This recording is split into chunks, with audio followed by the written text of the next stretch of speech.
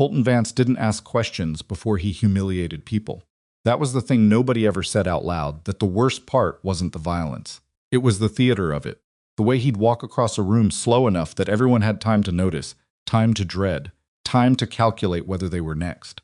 The way he'd pick his moment with the precision of a man who had done this so many times it had stopped being cruelty and become routine. On that particular Tuesday afternoon in the fall of 1876, he crossed the Copper Bell Saloon with a full glass of whiskey in his hand, and when he reached the old man at the corner table, a drifter, gray-haired, road-worn, nursing a cup of coffee like he had nowhere else to be, Vance didn't say anything clever. He just tilted the glass and poured it, all of it, slow, over the old man's head. The whiskey soaked through gray hair and ran down a weathered face and dripped off the edge of a jaw that didn't flinch. The saloon erupted in laughter, and the old man sat there, coffee cup still in his hand, and looked up at Colton Vance with eyes that held no fear at all. "You've said enough," he said. "I'm just waiting to see what you do next." That moment right there was when Silver Creek changed forever. And if you've ever been in a room where someone looked at genuine cruelty and simply refused to be afraid of it, then you already understand what happened next. If you're new here, subscribe to this channel and stay with me to the end. This story is the kind that follows you home. Hit that like button and drop a comment below with your city or country. I want to see how far this story travels. Now let's go back to the beginning. Because the old man didn't just walk into that saloon. He walked in, carrying 8 years of something far heavier than any weapon. The town of Silver Creek had not always been afraid. There had been a time not even 10 years prior when it was the kind of place where a man could lose a hand of cards and still buy the winner a drink, where disputes got settled in daylight with witnesses and, occasionally, a handshake. It was never a soft town. Frontier towns never were. But it had a particular quality that older residents would struggle to name precisely, something they felt mostly in its absence. A basic understanding among strangers that there were lines you didn't cross, not because the law would stop you, but because the community would. That quality had been systematically dismantled over the previous 3 years, piece by piece, the way a man takes apart a fence, post by post, until one morning you wake up and there's nothing left standing between you and open wilderness. Colton Vance had done the dismantling. He was 25 years old in the fall of 1876, which struck most observers as too young to have built the kind of reputation he carried. Reputations of that weight usually took decades. They required accumulated history, a trail of specific incidents that people could point to and say, that's where it started, that's where it grew. Vance had compressed that accumulation into 3 years through a combination of genuine speed with a revolver and an intuitive understanding of something most men never grasped, that the fear of violence was more useful than violence itself. He had killed 3 men in Silver Creek, 3 in 3 years, which was not an extraordinary number for a frontier mining town in that era. What was extraordinary was the arithmetic of it, how 3 deaths had produced a town of 400 people who walked carefully around a single young man, who measured their words before speaking near him, who had slowly abandoned the habit of looking directly at him because direct eye contact sometimes set him off. 3 deaths, 400 people changed. The math worked because Vance understood something the 3 dead men had not, that most people are reasonable, and reasonable people can be trained. He'd started small. A miner named Pemberton had won significantly at cards one night and made the mistake of celebrating too loudly in Vance's vicinity. Vance had taken $20 from the pile without asking, pocketed it, and stared at Pemberton for a long moment. Pemberton had calculated. He was up $80, and the man staring at him had a reputation and a gun, and seemed to be hoping for an objection. Pemberton had said nothing. The $20 stayed pocketed. Word got around. The incidents escalated from there in ways that Vance seemed to engineer deliberately, as if he understood that fear needed to be maintained like a garden attended to regularly, expanded at intervals, never allowed to go dormant. Claim disputes settled in his favor through documents that the losing miner was quite certain he'd never signed. Card dealer publicly accused of cheating based on evidence Vance himself had planted. 2 men beaten in alleys on separate occasions, both of whom declined to identify their attacker to the part-time deputy, who served as Silver Creek's nearest approximation of law enforcement. The deputy's name was Grover Hatch, and he was a decent enough man who had arrived in Silver Creek 4 years ago with the intention of saving enough money to buy land in Oregon. He did his job within careful limits. Those limits had contracted significantly in the time since Colton Vance had settled into the Copper Bell like a permanent fixture. Hatch still wore his badge. He still broke up the occasional brawl and arbitrated property disputes, and kept the peace in all the ways that didn't require him to look directly at the young gunslinger who had made himself the town's unofficial authority. It was not a noble arrangement. Hatch knew it. He lived with it the way most people in Silver Creek had learned to live with things, by not looking at them directly, by keeping your head down and your opinions private and your ambitions modest enough that they didn't attract attention. By October of 1876, Silver Creek had become, in every meaningful sense, Colton Vance's town, which was why, when an old man rode in on a sway-backed roan horse and walked into the Copper Bell in the middle of the afternoon and ordered coffee, not whiskey, coffee, and sat down in the corner without acknowledging anyone, several people noticed the quality of his indifference.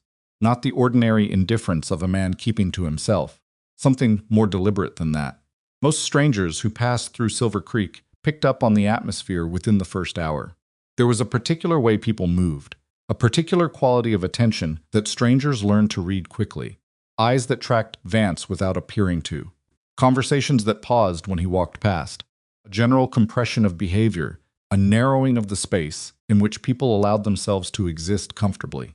The old man appeared to read none of this. He sat at his corner table with his coffee and looked at the wall above the bar with the focused patience of someone waiting for a train that was running late. He had the look of a man who had been worn down to his essential components by years of outdoor living, face deeply lined, hands that showed the particular roughness of someone who had worked them hard for decades, posture that suggested a younger body somewhere inside the weathered exterior, one that had known physical confidence before time started subtracting from it. His name, though nobody in the Copper Bell knew it yet, was Silas Mercer, 53 years old. He had ridden approximately 1,200 miles over the past 8 months. He had not been in a hurry. The horse outside Flint, a roan gelding who had carried him through 3 territories and across 2 mountain ranges, and who was, at this point, the closest thing Silas had to a consistent companion, waited patiently at the hitching post, with the particular stillness of an animal accustomed to long waits. Colton Vance noticed the old man within 20 minutes of his arrival, which was slightly longer than usual. Vance had been occupied at the bar with a conversation involving Wade Holloway, the miner whose claim paperwork had recently been revised in Vance's favor, and the conversation had required his full attention, because Holloway was still laboring under the misapprehension that he might somehow recover the situation through negotiation. Vance was explaining with the patient condescension he reserved for men who hadn't yet accepted a fait accompli. Paperwork was filed and witnessed, and that Holloway's energy would be better spent developing whatever portion of the claim remained legally his. Holloway's face had the look of a man choosing between his pride and his continued occupation of Silver Creek. He was choosing the latter, incrementally in real time. When Vance finally looked up and surveyed the room, a habit so ingrained it was practically unconscious. A continuous territorial monitoring, he saw the old man in the corner. The old man did not look back. This was not on its face unusual. Most people in the Copper Bell avoided direct eye contact with Vance as a matter of policy. But there was a difference between avoiding his gaze and simply not looking at him, and Vance had developed an acute sensitivity to the distinction. Avoidance was conscious, performed, a decision made in the awareness that he existed and mattered. What the old man was doing looked like something else entirely. It looked like he genuinely hadn't noticed Vance was there. Vance watched him for a few minutes. The old man drank his coffee with the methodical appreciation of someone who had been on the road long enough to treat hot beverages as a minor luxury. He set the cup down. He looked at the wall. He appeared to be thinking about something that had nothing to do with the Copper Bell Saloon or anyone in it. Vance finished his conversation with Holloway and moved away from the bar. "Somebody offered her coffee in here?" he said, to the room generally, with the particular tone he used when he wanted everyone present to understand they were audience to something. Several people looked up, then looked away. The old man's cup paused halfway to his lips. "This is a saloon," Vance said, walking toward the corner table with slow deliberateness. "They serve whiskey in saloons, coffees for widows and invalids." Stop beside the table. The old man set his cup down carefully and looked up. His eyes were gray-green, the color of shallow water over rock, and they held the kind of steadiness that comes not from courage exactly, but from somewhere beyond courage, a place where fear has already been calculated and accounted for, and found irrelevant. "Obliged for the information," Silas said. "I'll stick with the coffee." The room did what rooms in Silver Creek always did when Vance was engaged. It contracted. Conversation stopped. The bartender found something requiring his attention at the far end of the bar. Three men playing cards near the window developed a sudden fascination with their hands. Vance looked down at the old man with the expression he wore when he was deciding how much force a situation required. It was a calibrating look, the look of someone who had done this enough times to have developed a methodology. "You know who I am?" he asked. "Can't say I do," Silas said. "You know this is my town? I just rode in." "Then you should probably know," Vance said, pulling a chair out from the adjacent table and turning it around and sitting on it backwards, arms folded across the top rail, "that I don't like strangers who ride into my town and sit in my saloon and act like they own the place." "I don't own the place," Silas said. "I'm sitting in a corner drinking coffee. That's about the whole of it. You didn't look at me when I walked by." Silas considered this with the air of someone being informed of a local ordinance they were unaware of. "I didn't know I was supposed to," he said. Something shifted in Vance's face. A minor realignment, like a crack, appearing in a wall that has been under pressure for too long.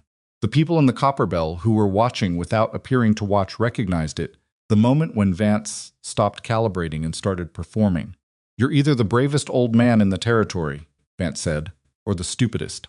"Probably neither," Silas said. "Just a man who wanted coffee."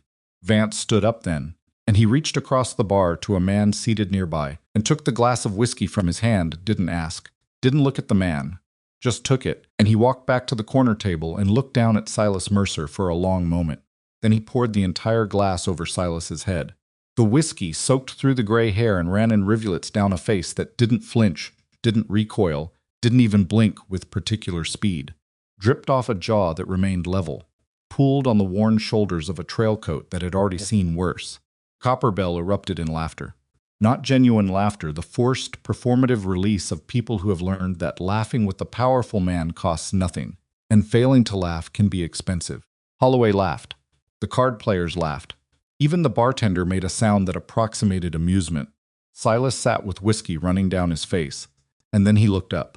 Not with rage, not with humiliation, not with the particular broken quality of a man who has accepted something he shouldn't have to accept. He looked up with an expression that several people in the Copper Bell would later struggle to describe accurately, something between patience and recognition. The look of a man who has waited a very long time for something and has just now seen it confirmed. "You've said enough," Silas said. "I'm just waiting to see what you do next." Vance's hand went to his holster. It was reflex, more than decision, the ingrained response to challenge, the move that had ended conversations in Silver Creek for 3 years. His fingers wrapped around the grip of his Colt with practiced speed. And then Silas Mercer moved. Later people would argue about the specifics, whether the old man had been faster, whether Vance had somehow been caught off guard in a way that compromised his usual quickness, whether what happened next was skill or luck, or something that defied simple categorization. What was agreed upon was the outcome. Silas's right hand came up from beneath the table, caught Vance's gun wrist. At the precise moment, the revolver cleared leather and redirected it, not violently, not with brute force, but with a mechanical efficiency that suggested deep familiarity with the architecture of the movement. Colt spun out of Vance's grip and clattered onto the floor. The laughter stopped. Vance stared at his empty hand. The silence in the Copper Bell had a quality that the room had never quite produced before, not the compressed, performative silence of people afraid to attract attention, but genuine stunned absence of sound, the silence of 40 people collectively failing to find appropriate response to something their experience hadn't prepared them for. Silas stood up from his chair. He was not a tall man. Medium height, maybe shorter than medium, with the slight forward lean of someone who'd spent years working close to the ground. He was damp with whiskey. He had not reached for his own weapon.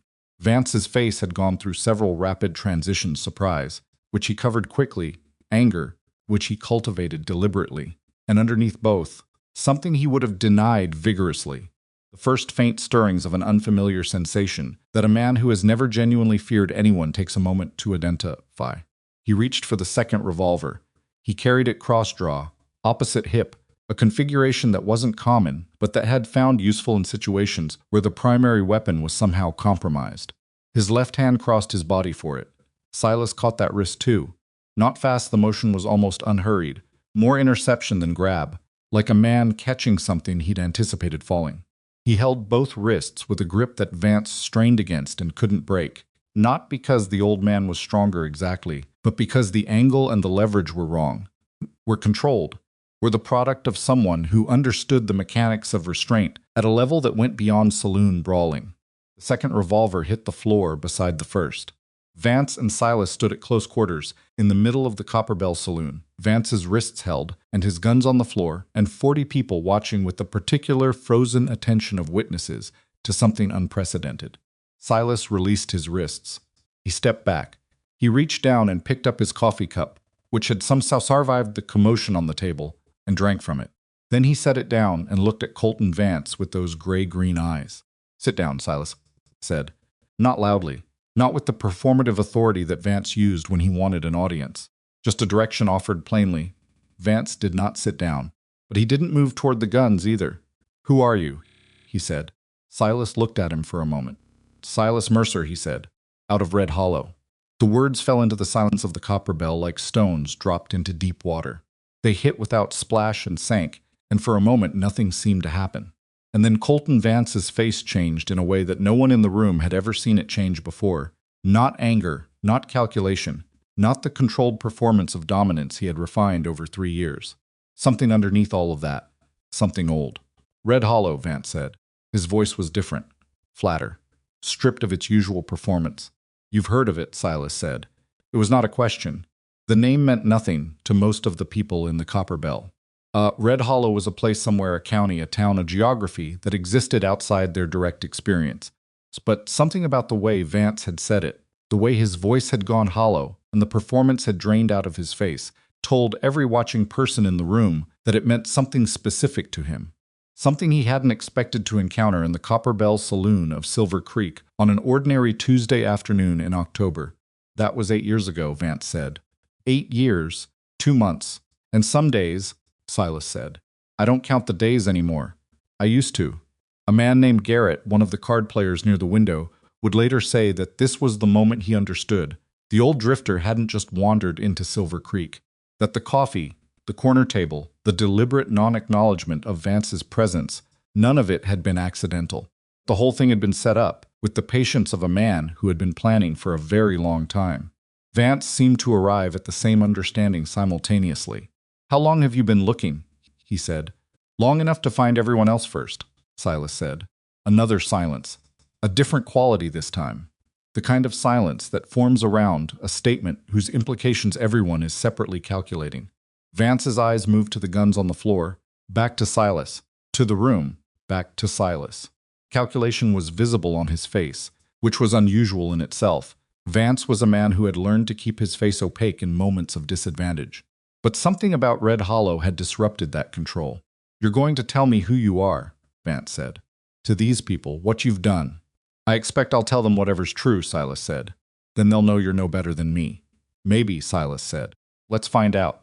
He pulled out the chair across from where he'd been sitting and sat down in it, facing the room rather than the wall now, and looked at the assembled witnesses of the Copper Bell Saloon with an expression of tired honesty. "My name is Silas Mercer," he said, loud enough for the room. 8 years ago, I had a ranch near Red Hollow in the Wyoming Territory. I'd been away on a cattle drive for 11 weeks. When I came back, there was nothing left. The house was ash, my wife Mara was dead, my son Jonah was dead. He was 15 years old, he paused, no one spoke. The men who did it had reasons I never fully understood. A land dispute. A neighbor who wanted the water rights. They hired men to frighten us. The men they hired decided burning was easier than frightening. He looked at Vance. This man was one of them. Vance's jaw tightened. The room had turned entirely toward him now, the collective attention of 40 people, which had a weight to it, a pressure. "I was 17, Vance said. It came out defensive, which was a register nobody in the Copper Bell had heard him use before. "You were," Silas said. "I didn't know it was going to go that far." "None of them did," Silas said. "That was what they all told me." The room understood then what he'd meant by finding everyone else first. The understanding moved through the Copper Bell like a current. 5 of them? Someone said Garrett, the card player. Silas turned to look at him. 5, he confirmed. The number settled into the room. Wade Holloway, the miner with the contested claim, sat very still at his table with his hands flat on the surface, and looked at the old drifter with an expression that was impossible to read cleanly, some mixture of fear and something that might, in a different context, have been described as hope. Vance spoke first. "You killed 5 men," he said. "You spent 8 years hunting them down and killing them one by one. And you walked in here and want these people to see me as the monster?" "I didn't say anything about monsters," Silas said. "You didn't have to." Silas looked at him steadily. "You're right that I've done things I'll carry. I'm not trying to make you look like something I'm not. I'm just here to kill me." Silas was quiet for a moment. "That was the plan," he said finally. "For about 7.5 of these 8 years, that was exactly the plan." And now Silas looked at the coffee cup. "Now I'm not sure anymore," he said. "And I haven't been sure for a while. That's part of why it took me so long to find you." The fire that had been building in Vance's eyes, the reflexive performance of danger, the gathered intensity that he deployed like a weapon, had banked down to something uncertain. He was still a young man with 2 guns on the floor 6 feet away, and a room full of witnesses, and a reputation that had run this town for 3 years. But something in the specific quality of the old man's admission, the absence of theater in it, the flat acknowledgement of his own uncertainty, had disrupted the expected script. "So what happens now?" Vance said. "I don't know yet," Silas said. It was possibly the most honest answer either of them had given in years. Outside, Flint shifted his weight at the hitching post and blew a breath of dust into the afternoon air. The sun had moved west since Silas had ridden in. The shadows were getting longer. Down the street, a blacksmith was working, and the rhythm of hammer on metal came in through the saloon's open door at irregular intervals, measuring the silence between words. Silas picked up his coffee cup and found it empty. He set it down. He looked around the room at Holloway, at Garrett, at the bartender who had stopped pretending to occupy himself and was watching openly now, the various miners and gamblers and drifters who had become witnesses to something they hadn't come to the Copper Bell expecting to witness. Then he looked back at Colton Vance. "Tell me something," he said. Vance said nothing, which Silas took as permission. "The man you were at 17, was he different from this? Or did this come natural?" It was the kind of question that, asked in different circumstances, might have produced a simple deflection or an aggressive non-answer. But the circumstances were specific. Guns on the floor, 2 hands empty, 40 witnesses, a name from 8 years ago sitting across the table like an unpaid debt. Vance sat down, not dramatically. Just sat the way a man sits when his legs have made a decision his pride is still arguing against. "Different," he said. After a pause, "I think. You think." "I was scared," Vance said. "At Red Hollow. Whatever I was before that, I was scared at Red Hollow, and the men who brought me there were the only ones who seemed to know what to do, and I followed along because I didn't know what else to do." He said it without the performance, without the deliberate delivery he used when he was controlling a room. It sounded like something he might have said to himself in a dark room at some point, and then immediately buried. "You were afraid," Silas said. "Yes. And then you spent 8 years learning how to make everyone else afraid instead." Vance looked at him. He didn't confirm it, but he didn't deny it either. Silas nodded slowly, the nod of a man who has just had a long-held theory demonstrated rather than proven. "That's something," he said, not approvingly, not with judgment, just acknowledging it, the way you acknowledge a fact. Copper Bell was very quiet. Outside, the blacksmith's hammer continued its irregular rhythm against the lengthening afternoon. And inside, something was happening that the town of Silver Creek had not experienced in 3 years. Something so unfamiliar that most of the people in the room hadn't yet found a name for it. They were waiting to see how it ended, not in fear, in something that felt tentatively and with great caution, like it might be the beginning of something different. Quiet in the Copper Bell had a texture to it now, something you could almost feel against your skin, like the air before a storm, when everything goes still and the birds stop and even the dust seems to hold its position. 40 people in a room and not one of them making unnecessary movement. Colton Vance was sitting down. That alone was enough to rewrite the afternoon. Nobody in Silver Creek had seen Vance sit in response to another man's presence. He sat when he chose to sit, when the choice was entirely his, when the sitting communicated ownership of space rather than any kind of concession. But he was sitting now across from a damp, whiskey-soaked drifter who had just calmly stripped him of both revolvers without breaking a sweat, and the sitting looked different from every other time. It looked like something had gone out of him, some central organizing tension, and what was left was just a young man in a chair, with nothing between him and a hard conversation. Silas had his empty coffee cup in his hands, turning it slowly, the way a man handles something familiar when his mind is working on something else.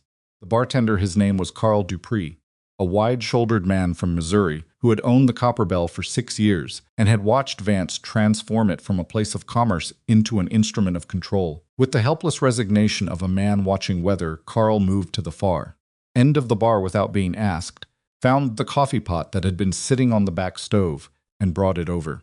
He set it on the table next to Silas without a word. It was, in its quiet way, the most politically significant act Carl Dupree had performed in 3 years.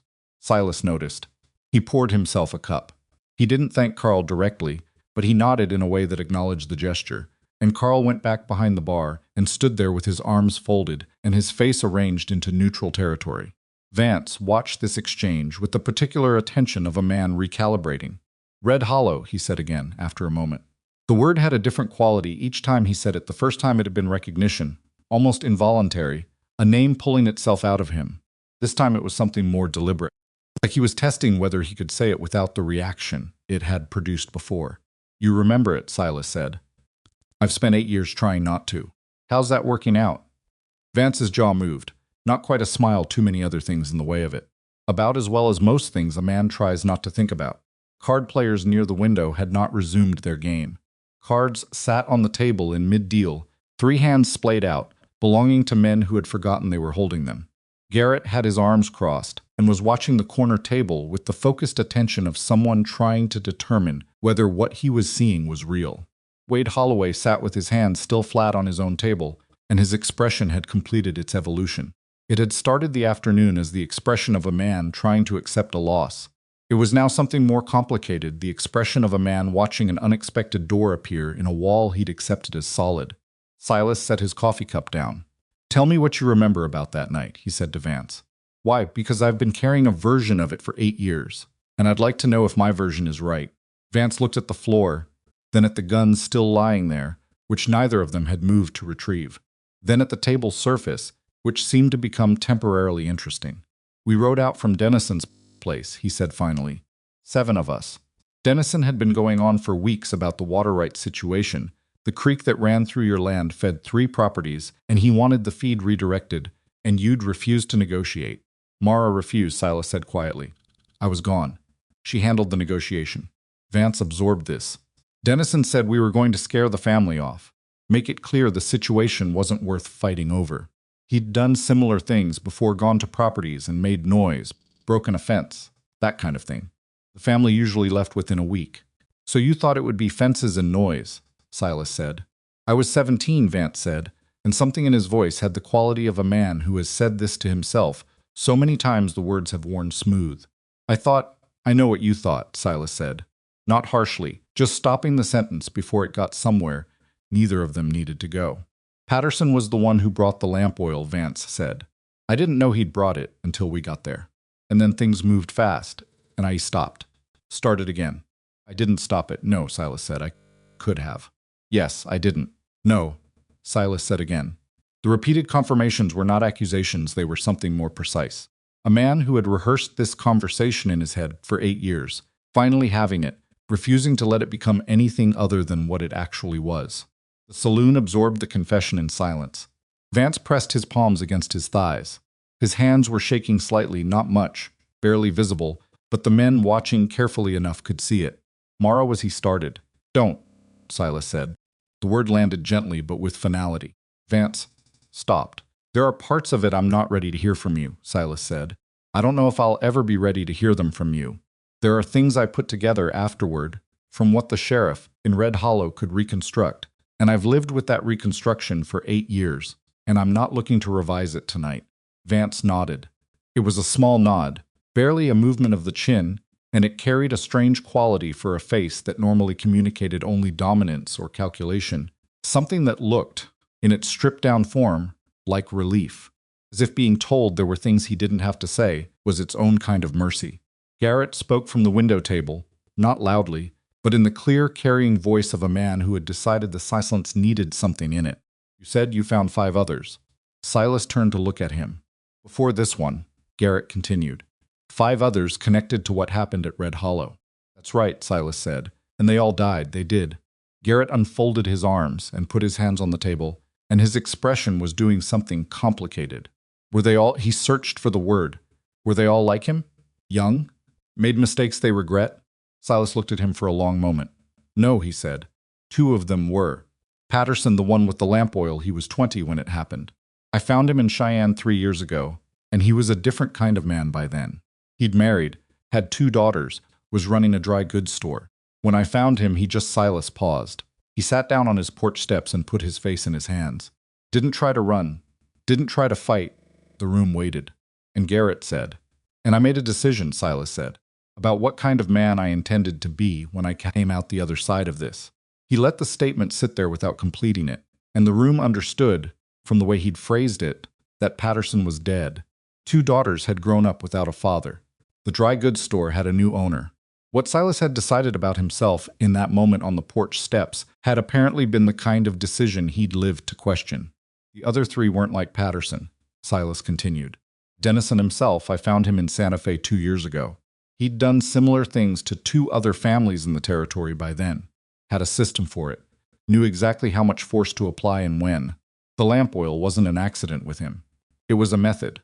He said this without particular heat, but the room felt the temperature of it anyway. Then there were 2 men whose names I won't say here, because saying their names doesn't serve any purpose at this point. And one of them had a family that doesn't deserve to have his name associated with what he did. Carl Dupree, behind the bar, made a quiet sound that might have been acknowledgement. Point, Silas said, is that I spent 8 years carrying a list, and I got to the end of the list, and I found he looked at Vance. Vance met his eyes. And you're not sure, Vance said. I haven't been sure since Santa Fe, Silas said. Since before that, if I'm honest. Since Patterson. But you kept going. A man can keep doing something he's not sure about for a long time, Silas said, if he doesn't have anything else to do instead. This landed in the room differently than the earlier statements, not as confession or accusation, but as something rawer than either. The admission of a man who had organized his life around a purpose that he'd begun to suspect wouldn't deliver what it promised, and had continued anyway, not from certainty but from the absence of any alternative architecture. Several of the men in the Copper Bell recognized it. Not the specific circumstances, the ranch fire, the dead wife and son, the years of hunting, but the shape of it. The way a man can continue doing something long past the point where he believes in it, because stopping requires knowing what comes next, and not knowing what comes next is its own kind of paralysis. Holloway spoke for the first time since Silas had begun talking. What happened to the claim, he said. Everyone looked at him. The ranch, Holloway clarified, slightly reddening. To the fire. What happened to the land? It was a strange question in the context of everything else specific and practical, where everything else had been weighted with grief and history. But Silas didn't seem to find it strange. Dennison's estate, he said. His family sold it about 4 years after. Some other family has it now. They rerouted the creek the year they bought it. Holloway processed this. So he got what he wanted. Eventually, Silas said. Yes. Holloway looked at his hands, then at Vance, then at his hands again. My claim, he said, and his voice had acquired a careful quality, the voice of a man who is about to say something he's been not saying for a long time, and is only now calculating whether this particular moment is safe enough. The papers that showed up with my signature on them, saying I'd agreed to transfer 40% of my claim. Not now, Holloway, Vance said. The old authority was in his voice. Reflex. The tone that had ended conversations in Silver Creek for 3 years. But something had shifted in the room's chemistry, and Holloway didn't stop. I never signed those papers, Holloway said. He said it flatly, without drama, looking at Silas rather than Vance, as if Silas were somehow the relevant authority in this moment. I've been mining that claim for 2 years. The vein I found last spring should have been worth enough to retire on. Instead, I'm sitting here being told I've got 60% of something that was 100% mine. Holloway started. He can talk, Silas said. The interruption was so quiet and so matter-of-fact that it took a moment for its significance to register. And then it had registered, and the room felt it, and Vance fell silent. Holloway looked at Silas with an expression that was half gratitude and half something more complicated, the wariness of a man who has been offered help by a stranger who has just admitted to killing 5 people. I'm not the only one, Holloway said. The forged papers. There's others who've had the same happen. Carl Dupree, still behind the bar, said quietly Haskell. Martinez, the Kwan brothers' names, specific names. The names of men whose claim paperwork had been revised in ways they hadn't agreed to, spoken into the open air of the Copper Bell, for the first time with enough volume that everyone present could hear them. Vance's expression had gone somewhere interior. He was still sitting at the table, still technically in the same position, but something in the way he was holding himself had changed a slight contraction, a drawing inward, as if the walls of the room had moved incrementally closer. "Tell me something," Silas said to Vance. He'd asked him that once already this afternoon, and Vance had answered. The repetition felt intentional, a door being opened the same way twice. "How much of what you've built here, the claims, the card money, the authority, how much of it would survive if these men started talking to someone with actual legal standing? There's no law in Silver Creek that'd take the word of—" "Not Silver Creek's law," Silas said, "territorial law. Federal, if the claims have federal registration." Vance was quiet. "Because some of those claims are federally registered," Silas continued, with the unhurried tone of a man who has had time to look into things. "I stopped in the Territorial Land Office in Laramie 3 weeks ago. On my way here, made some inquiries. The room absorbed this." Garrett said, almost under his breath, "He's been planning this for a while." Nobody disagreed. Vance looked at Silas with an expression that had completed its journey away from anger and arrived somewhere new, the specific calculation of a man who is determining whether the walls are actually closing or whether there's still a somewhere. "You came here to kill me," he said. "That was one possibility," Silas said. "And the other?" Silas was quiet for a moment. He looked at the coffee cup. Then at the men in the room, Holloway, Garrett, Carl, the others who had been watching and listening, and slowly, like plants turning toward uncertain light, arranging themselves on a side without fully committing to it yet. "I came here to finish something," Silas said finally. "I wasn't entirely sure what finishing it would look like when I got here. That's the honest answer. The list kept me moving for 8 years, and I got to the end of it, and you were here, and I thought—" Paused. "I thought seeing you would tell me something," he said, "that it would clarify, that I'd either know what to do or I wouldn't, and that not knowing would mean something specific." And Vance said. Silas looked at him steadily. "I'm still here," he said. "So am I." There was something almost ordinary about the way he said it. 2 facts, stated plainly. Neither of them resolved into meaning yet. Vance put his hands on the table, palms down. His revolver was 6 feet away on the floor, the second one a foot from the first. He was aware of them, with the peripheral awareness of a man who has never in his adult life been this far from his weapons in a room full of people. The awareness had a physical quality, a kind of nakedness, a sensitivity to the air. "What was his name?" he said. "Quiet, whose name?" Silas said. "Your son." The room held completely still. Something crossed Silas's face that none of the preceding conversation had produced, not the controlled steadiness he'd maintained through the confrontation, not the flat honesty of the confessions, not the calculating patience of the setup. Something underneath all of that, close to the bone. "Jonah," he said. The name sat in the air. "Jonah Mercer," Silas said. "He was 15. He wanted to be a surveyor. He had a talent for mathematics that I never understood and was fairly proud about." A pause. He'd already written to 2 territorial survey offices about apprenticeships. Had responses from one of them. Vance said nothing. "His mother kept those letters," Silas said. "I found them in what was left of the house. The fire didn't get everything." Another pause, longer. "Carried them for about 3 years. Read them more than I should have. Put them down somewhere in Kansas and walked away from them. Picked up his coffee and drank and set the cup back down." "I don't know why I'm telling you that," he said. "I think you do," Vance said. Their eyes held. "Probably," Silas said. Garrett stood up from the window table. He did it slowly, with the deliberateness of a man, making sure the movement didn't get misread, and he walked to the bar and put both hands on the counter and looked at Carl. "Pour me something," he said, "the real kind." Carl poured. Garrett took the glass and turned around and leaned against the bar and looked at the room, at Vance, at Silas, at Holloway with his flat hands, at the other men who had been witnesses to the last hour.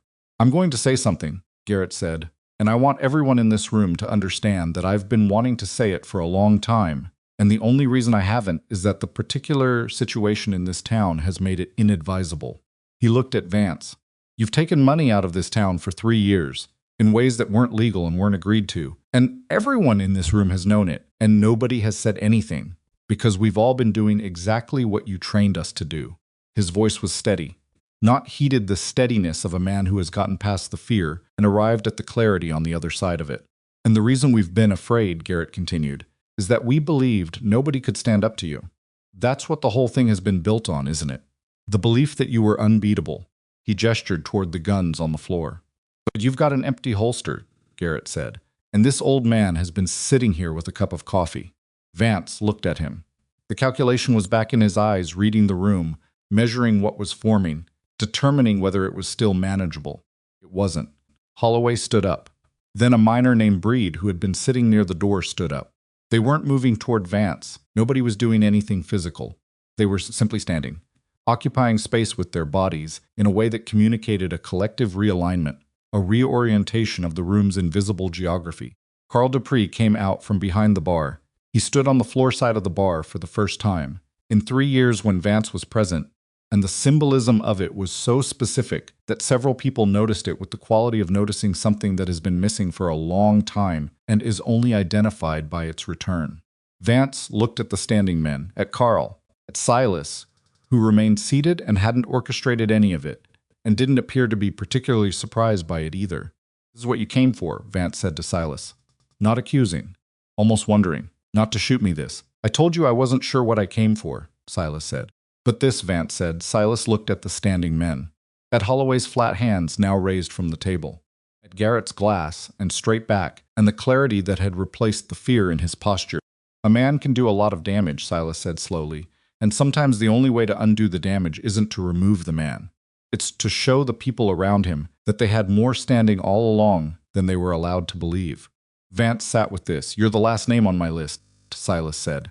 "And I've been thinking, since Patterson, since Santa Fe, since a long night in a Kansas City boarding house 6 months ago when I couldn't sleep, I've been thinking that maybe the thing I actually owed Mara and Jonah wasn't another death." He looked at his hands, then at Vance.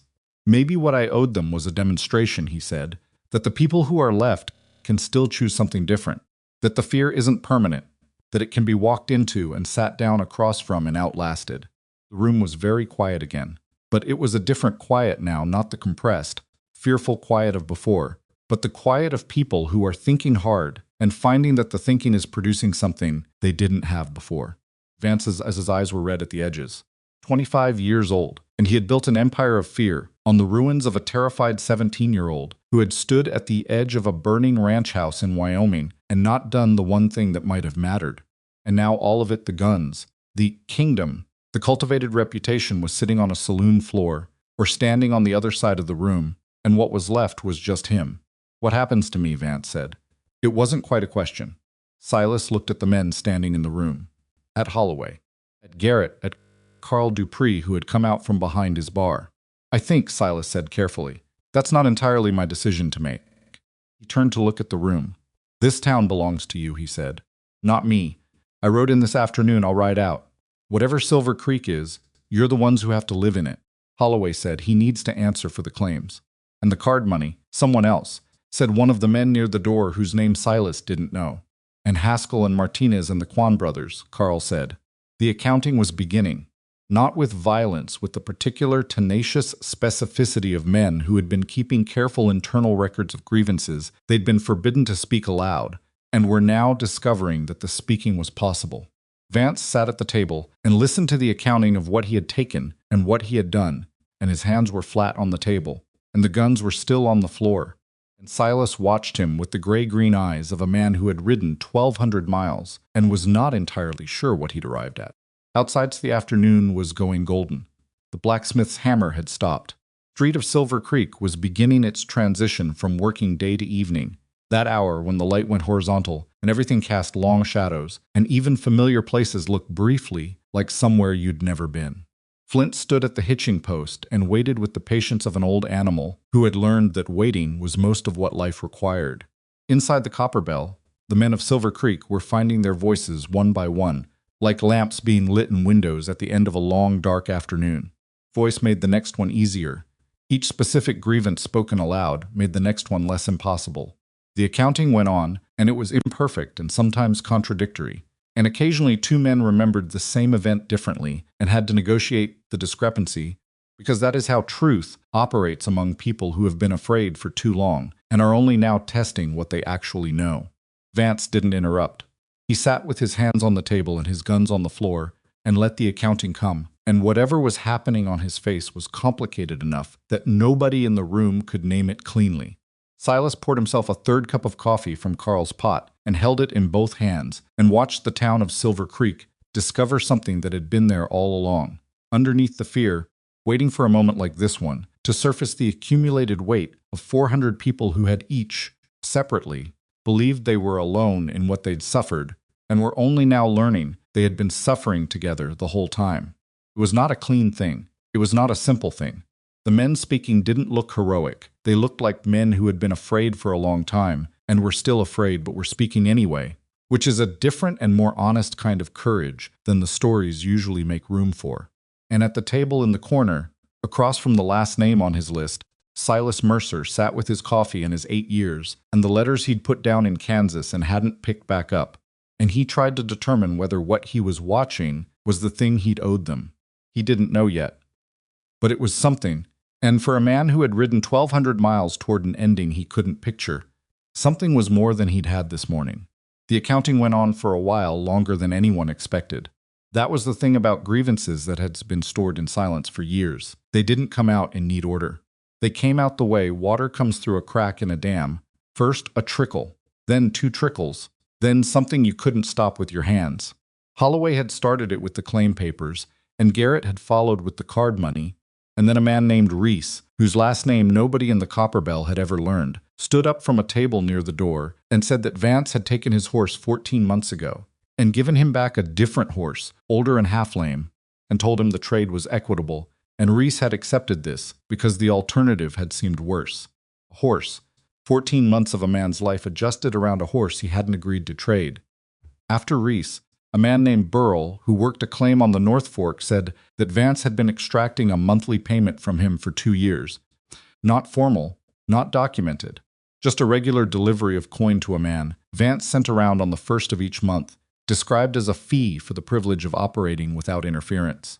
Burrell called it what it was, standing in the middle of the Copper Bell with his hat in his hands, his voice steady in the way voices go steady, when a man has decided that the worst has already happened, and speaking the truth can't make it worse. Protection money, Burrell said. That's what it was. I paid it because I had a wife and 2 boys and I didn't want trouble. Vance said nothing. He was still at the table, hands flat, listening to the accounting with an expression that had moved through several phases and arrived somewhere that was hard to read, not the performance of contrition, not defiance either, something between them, something that looked like a man hearing a complete picture of himself for the first time and finding it both accurate and worse than expected. Silas watched him listen. That was the thing Silas was doing, that nobody in the room seemed to fully register. He wasn't driving the accounting, wasn't prompting it, wasn't organizing it into anything. He was just sitting with his coffee and watching Vance receive it, and his expression had the quality of a man conducting a private experiment whose results he was genuinely uncertain about. The voices continued. Carl Dupree, when his turn came and he took it without prompting, stepping forward from behind the bar with the deliberateness of a man who has been waiting for this specific moment for longer than he'd admitted to himself. Carl talked about the gambling arrangement. How Vance had approached him 2 years ago and explained that the Copper Bell's card games would now include a house percentage that went directly to Vance, separate from Carl's own cut, described as a fee for ensuring the games remained undisturbed. How Carl had run the numbers in his head that night and understood that the fee would over time eat most of his margin. How he'd opened his mouth to object, and Vance had looked at him with a particular quality of attention that communicated everything that needed communicating without a word being spoken. I've got a daughter in St. Louis, Carl said. She's 12. Comes out to visit summers. I've been sending her home early the last 2 summers because I didn't want her here when... He stopped. When things were like this, the room was very quiet for that one. Vance's hands pressed harder against the table surface. I'm not saying that to make you feel something particular, Carl said, looking at Vance directly. I'm saying it because it's true and because I've been not saying it for 2 years, and I'm done with that.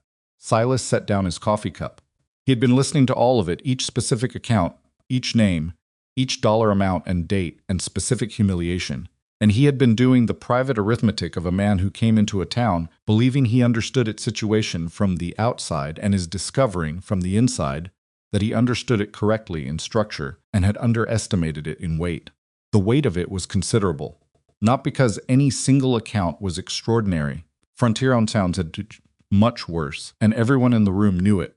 But because of the accumulation, because Burl's horse and Holloway's claim, and Carl's daughter's Summers and Reese's horse, and Garrett's card money, and the protection fees and the forged papers, and the beatings in alleys were all separate injuries visited on separate people who had, each, alone, calculated that they couldn't afford to object, and the calculating had been correct, individually.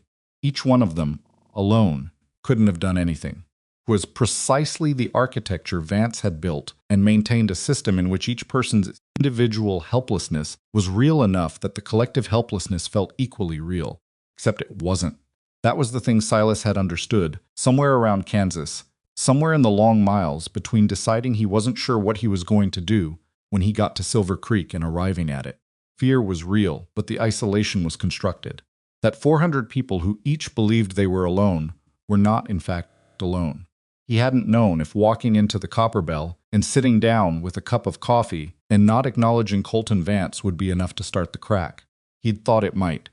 He'd thought that sometimes what a constructed system of fear needed was not force applied against it, but simply a person who declined to participate in it, who sat in the corner and drank coffee and waited, and whose refusal to perform the expected behavior was more destabilizing than any direct confrontation could have been. He'd been right about that. He hadn't known what would come after. He still didn't know what came after. Because after the accounting, which wound down not because everything had been said, but because the men saying it had said the essential things, and were now quietly processing what they'd done after all of that, there was still a young man sitting at a table with his guns on the floor, and there was still the question of what Silver Creek was going to do about him. And there was still, underneath everything else, the question that Silas hadn't answered. Vance was the one who brought it back. The room had gone quiet in the particular way of people who have finished one thing and haven't yet started the next, and Vance looked at Silas across the table with eyes that were steady in a way they hadn't been an hour ago steadier, should have meant calmer, but which actually meant something more specific.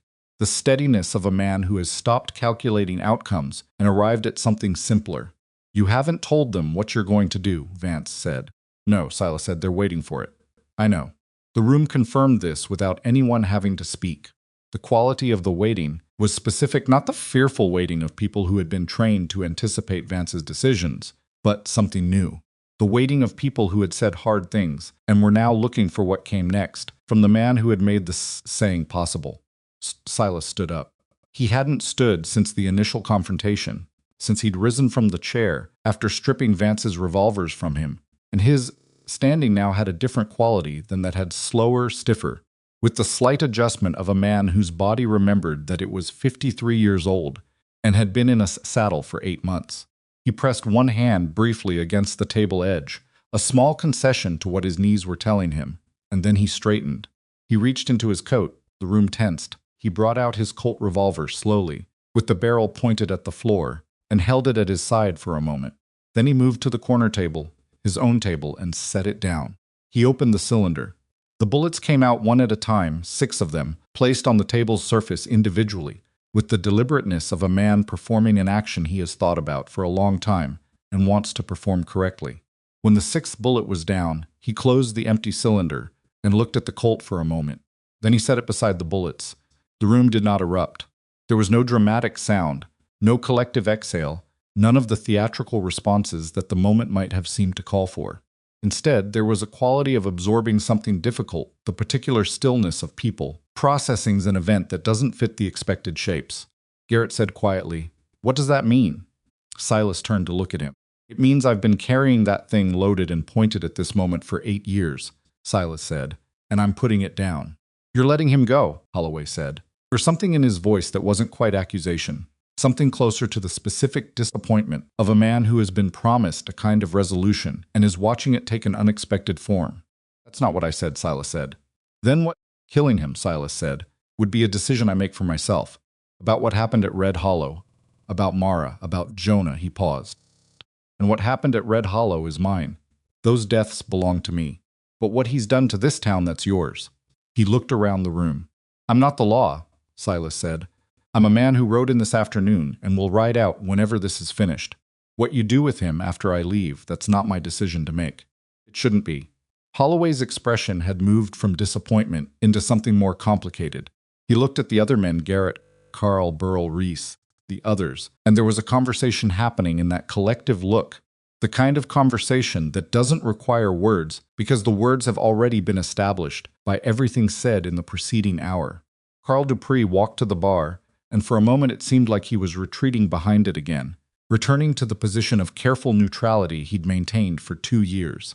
But instead he went behind it and came back around with a bottle, not the good whiskey, the working whiskey, the bottle that had been pouring at ordinary prices for ordinary people all afternoon, and he set it on the bar and looked at the room. Someone should get Hatch, he said. Grover Hatch, the deputy, had not been in the Copper Bell for this. Nobody had gone to get him, and his absence had been, until this moment, unremarked. Now it was relevant. Now there was something for law to do that it could do without being asked to exceed its actual limits. I'll go, Reese said, and he left. The room settled into a holding pattern, the particular suspension of a situation that has reached its essential point but hasn't yet closed. Vance sat at the table. Silas stood by his. The guns Vance's 2 revolvers on the floor. Silas's Colt on the table occupied the room with a weight disproportionate to their physical size. Vance looked at the empty Colt. Why, he said.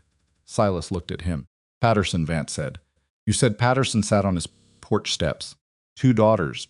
Dry goods store. He paused. You still killed him? Yes, Silas said. So what's different? The question landed in the room and stayed there. Silas was quiet for a long moment, long enough that Garrett shifted his weight, and Holloway stopped looking at his hands, and Carl set down the bottle he'd been holding.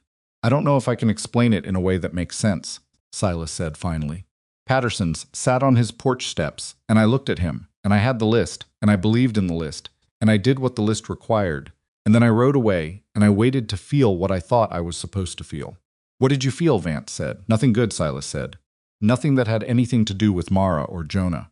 Just a man who was dead and 2 little girls who were going to grow up asking why. He paused. I kept going because I didn't know what else to do. I've told you that already. But something changed at Patterson's porch. Some part of what I believed about the list, about what it would give me when it was done something, broke there. He looked at Vance. You're the last name, he said. And I'm looking at you, and I'm seeing I don't know.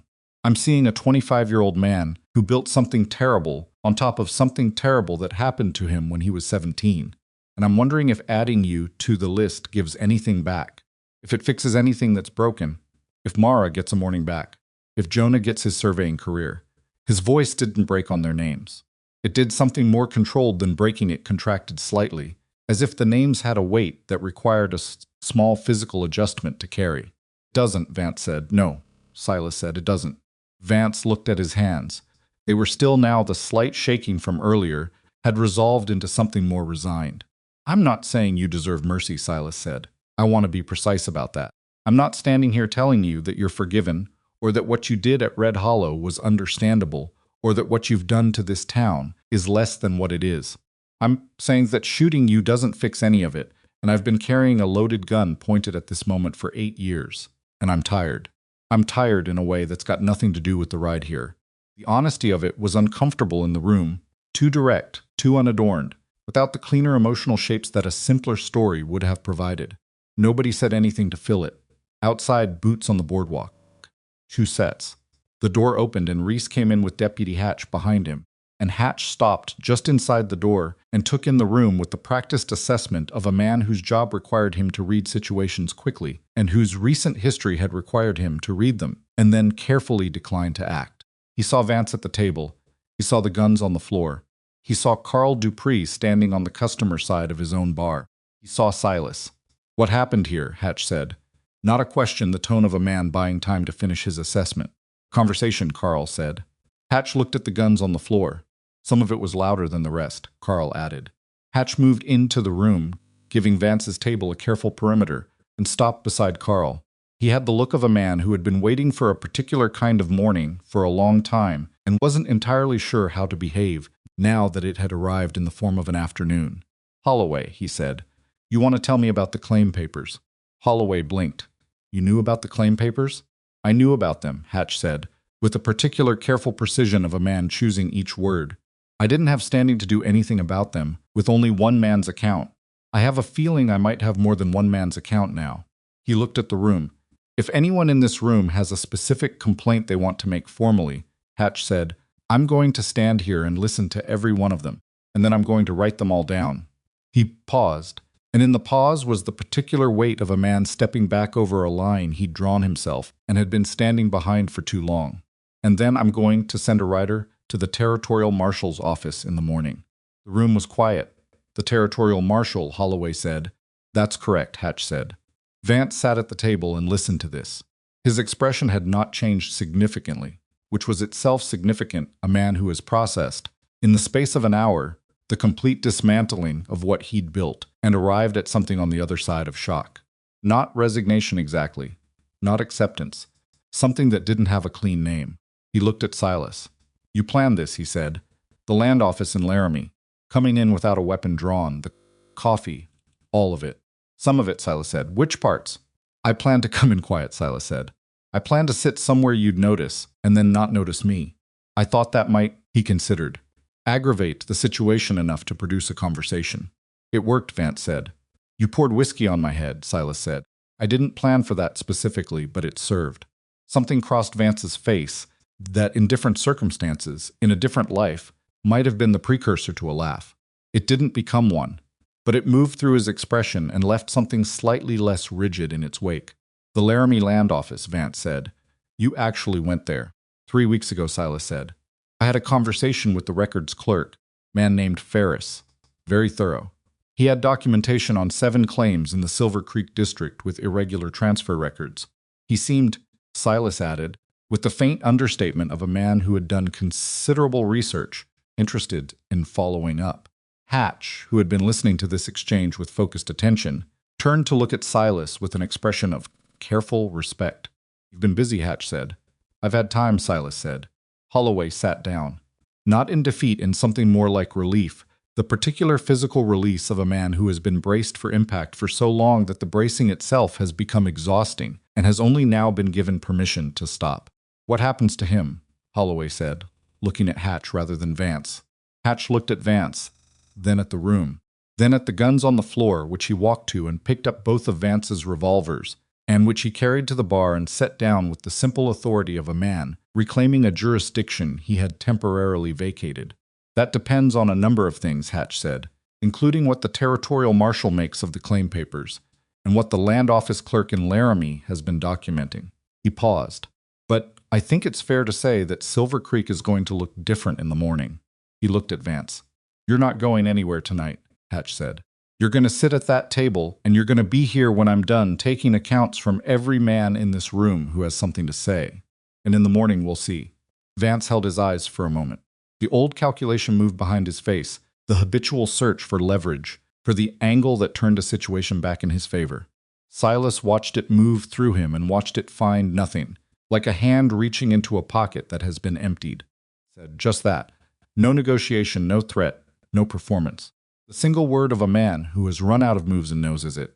Hatch began taking accounts. He did it methodically, sitting at a table near the bar with a ledger he'd produced from somewhere inside his coat, prepared, which told its own story about what Hatch had been quietly maintaining even during the years of careful limit-keeping. And he listened to each man in turn and wrote down names and dates and amounts with the focused attention of someone who had been waiting for exactly this material and was not going to waste it. Silas moved away from the center of the room during this process, drifting toward the far end of the bar, giving the accounting the space it needed to be about the town rather than about him. Carl came and refilled his coffee without being asked. Silas nodded. They stood at the bar end together for a moment, Carl and Silas, not speaking, watching Hatch work through the accounts. The room had taken on the quality of a thing that was completing itself, not finished, not resolved, but in the process of resolution, the specific forward motion of a situation that had found the direction it needed. She's 12, Carl said after a while, not looking at Silas. Looking at Hatch's ledger. Your daughter, Silas said. Eleanor. Carl turned the bottle of working whiskey slowly on the bar. She's got her mother's sense of people. Reads a room the minute she walks in. He paused. Last summer I sent her home 3 weeks early because Vance was... He stopped. I told her I had work. She knew I was lying. She's 12 and she knew. Kids know, Silas said. Jonah knew things, Silas said. Not as a question. he knew everything, Silas said. He was one of those kids who just absorbed the whole room. You'd think he wasn't listening, and then later he'd say something that told you he'd been listening to everything. He held the coffee cup with both hands. He would have made a good surveyor, he said. Patience for it. The precision. He paused. I used to watch him work problems in his head. You could see it happening behind his eyes, this whole invisible process, and then he'd just say the answer. No showing his work drove his teacher crazy. Carl smiled at the bar surface. Eleanor does that with people, he said, not math. People. She'll meet someone, and then an hour later tell you something about them that you hadn't noticed yourself and is completely right. They were quiet together for a moment, two fathers standing at a bar, one of them past the grief, and living somewhere in its long aftermath, one of them still in the middle of a situation that had been shaping what his daughter's childhood looked like and was only now beginning to change. She can come back next summer, Silas said. Carl looked at him. Early, Silas said, not late. The whole summer. Carl pressed his lips together and looked back at the surface. Can. Hatch's accounting continued for another hour. Men came forward who hadn't spoken during the initial outpouring, men who had been watching, calculating, determining that the situation had genuinely shifted far enough that the calculation had changed. Each one added to the ledger dates, names, amounts. The ledger was getting full in a way that told a specific story about 3 years in the life of a frontier mining town. Vance sat through all of it. At some point around the third hour, as the light coming through the Copper Bell's narrow windows had gone from afternoon gold to the deeper amber of early evening, Silas walked back to the corner table. Not to confront Vance, not to add anything to what had already been said. Just to sit. He sat across from him the way he'd sat at the beginning, when there had been whiskey running down his face and 40 people holding their breath. But the room was different now, and the man across the table was different, or at least differently visible. Tell me something, Silas said, for the third time that afternoon. Vance looked at him with the flat, stripped attention of a man who had no performance left. Did you ever want something else? Silas said. Before Silver Creek. Before all of this. Was there something you wanted to do that wasn't this? A strange question for the hour and the circumstances. Vance seemed to find it strange. He looked at Silas with the beginning of a question on his face, trying to determine what purpose it served. Why does that matter now, he said. It probably doesn't, Silas said. I'm just asking. Vance was quiet for a while. Long enough that Silas thought he wasn't going to answer. I had a horse, Vance said finally.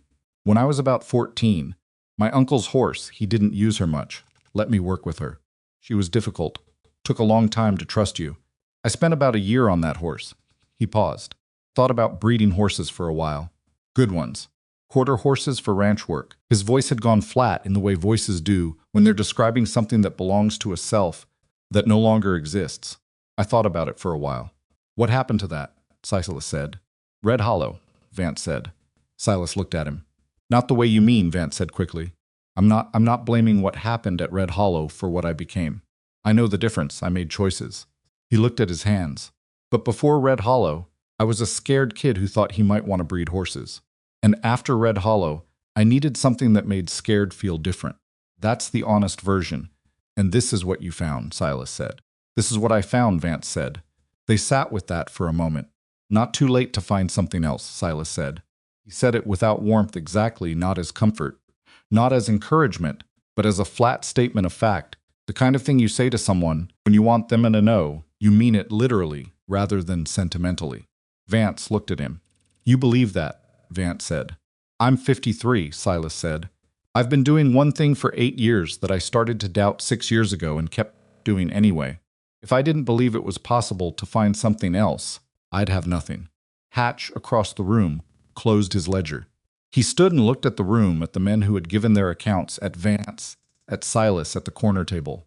He had the expression of a man who has done thorough work and knows it, and is aware that the work has consequences he'll be managing for a long time. I've got what I need for tonight, Hatch said. I'll send the rider at first light. He looked at Vance. You'll sleep in the jailhouse. It's not fancy, and I won't pretend it's anything other than what it is, but... Vance stood up from the table. He looked at Silas. He seemed about to say something. His mouth started to form it, and then didn't. Whatever it was, apology, accusation, acknowledgement, some combination of all three, it stopped before it became words, and Silas watched it stop, and didn't push. Some things don't have words yet. Maybe they never would. Hatch walked Vance toward the door. At the threshold, Vance stopped one more time and looked back at Silas across the length of the Copper Bell, across the tables and the men and the accountings and the emptied guns and the 3 hours that had remade the room. Then he walked out. The door swung shut behind them. The Copper Bell was quiet for a moment, in the specific way of a room from which a long and overwhelming pressure has just been removed. Not peaceful too much had happened for immediate peace, but different. Changed in a way that everyone present could feel in the simple act of breathing. Holloway exhaled. It was the longest exhale Silas had heard all day. Carl Dupree went behind his bar back to his side, his proper side, the side where he could pour drinks and serve people and run the business that was his. And he looked at the room with the expression of a man surveying something that is still damaged, but that he can now actually see. Clearly enough to begin thinking about how to repair it. Drinks, Carl said. On the house. Tonight. Nobody argued. Silas sat at the corner table and listened to the room, find itself again, halting and imperfect, and occasionally overlapping. The conversations of men who had been silent too long and were now figuring out what they sounded like when they weren't. The sound of it was not triumphant. It was something quieter and more durable than triumph. Outside, the evening had settled over Silver Creek. The last of the day's light was holding to the western edges of the sky, and the street was doing what frontier streets did at this hour, winding down, settling in, the particular transition from public day to private night that every town negotiated in its own way. At the hitching post, Flint had been standing for the better part of 4 hours. Silas finished his coffee. He set the cup down on the table that still held his bullets and his empty Colt. He looked at the Colt for a long moment. He picked up the bullets. He did not load the gun. He put the bullets in his coat pocket, and he picked up the Colt and put it in his holster, empty. And he sat there a moment longer, with his hand resting on the table, and thought about Mara, who had negotiated a water rights dispute with a neighbor she'd never met while her husband was 11 weeks away on a cattle drive, who had handled the whole thing herself because she was that kind of woman, the kind who handled things, who had written him a letter about it that had arrived 2 weeks before he'd come home to Ash. He thought about Jonah, who had 2 letters from territorial survey offices folded inside his coat, saved from Ash, carried across a continent, put down in Kansas because they'd become too heavy. Put down, not destroyed, put down, which was, he supposed, a distinction that mattered. He sat in the Copper Bell while Silver Creek found its voice around him, and he thought about what was on the other side of this room, on the other side of tonight, on the other side of the list that was now empty for the first time in 8 years. He didn't know what was there, but the not knowing felt different from how it had felt this morning. This morning it had been the not knowing of a man riding toward a fixed point with nothing past it. Now it felt like the not knowing of a man sitting at the edge of something that had no name yet, and finding that namelessness, for the first time in 8 years, something other than terrifying. It felt, cautiously and without certainty, like the beginning of something he hadn't planned for, which was in its own exhausted and imperfect way, something like open ground. Silas slept in the Copper Bell that night. Not in a room. Carl didn't have rooms. The Copper Bell was a saloon and not a boarding house. But there was a back area behind the bar where Carl kept a cot for nights when the weather turned bad, or he'd worked too late to make the walk to the house he rented at the east end of town. Carl offered it without making a production of the offer, just jerked his head toward the back and said there was a cot and a blanket and a water basin, and Silas nodded and said that was fine. He didn't sleep much. That wasn't unusual. He'd stopped being a reliable sleeper sometime in the second year after Red Hollow, when the nightmares had faded, but been replaced by something quieter and more persistent, a kind of low-level wakefulness that came on around 2 in the morning and didn't release until nearly dawn. He'd learned to use the hours, think through things, let his mind work in the particular way it worked when there was no distraction to pull it toward the surface. He lay on Carl's cot in the dark and listened to Silver Creek settle into night and thought about Vance in the jailhouse. Not with anger, not with satisfaction either. With the specific quality of attention he'd been applying to Vance since he'd ridden into town, a kind of looking that was trying to see clearly, without the distortion that 8 years of carrying the name on a list could produce. He thought about what Vance had said, the horse, the quarter horses, the scared 17-year-old at the edge of a burning ranch house who had spent the subsequent years building an architecture of fear because being feared felt safer than being afraid. Silas understood the logic better than he would have liked to admit. Not because he'd done the same thing, his 8 years had taken a different shape, but because he recognized the mechanics of it. The way a man could organize his entire existence around a response to a single terrible night. The way that organization could become its own kind of prison, indistinguishable from purpose, until you'd been inside it long enough to feel the walls. He'd felt the walls. Patterson's porch steps had been the walls. He rolled onto his back and looked at the ceiling. He couldn't see in the dark and thought about the bullets in his coat pocket, unloaded from the Colt, carried now without the gun they'd been meant for. He'd have to figure out what that meant, practically speaking. A man on the frontier without a loaded weapon was a man making a statement he might not be able to afford in certain circumstances. He'd reload in the morning, most likely. Or he wouldn't. He'd figure it out in the morning. The morning came eventually, the way mornings always do, not with any dramatic announcement, but with a gradual lightening at the edges of things, the specific gray that precedes dawn when you're watching for it. Silas was up before Carl. He found the small stove in the back room, found coffee in a pot, and had the pot going by the time Carl appeared from wherever he slept, rubbing his face and looking at Silas with the uncomplicated assessment of a man who has had a large day followed by insufficient sleep. "You didn't have to do that," Carl said, meaning the coffee. "I wanted it," Silas said, meaning he'd made it for himself, and there was enough for two. Carl poured himself a cup, and they stood at the back of the Copper Bell in the early morning and drank in the particular companionable silence of men who have been through something together and don't need to talk about it immediately. The rider went out at first light, as Hatch had said. Silas heard the horse from where he stood, the sound of hooves on the packed dirt of the main street, moving east at a steady pace. The rider was a young man named Dyer, who worked occasionally for Hatch on the sort of administrative tasks that a one-man operation required, and he was carrying Hatch's ledger and a sealed letter to the territorial marshal's office in a saddlebag that also contained, at Silas's suggestion, copies of the 3 land claims with the most clearly irregular documentation.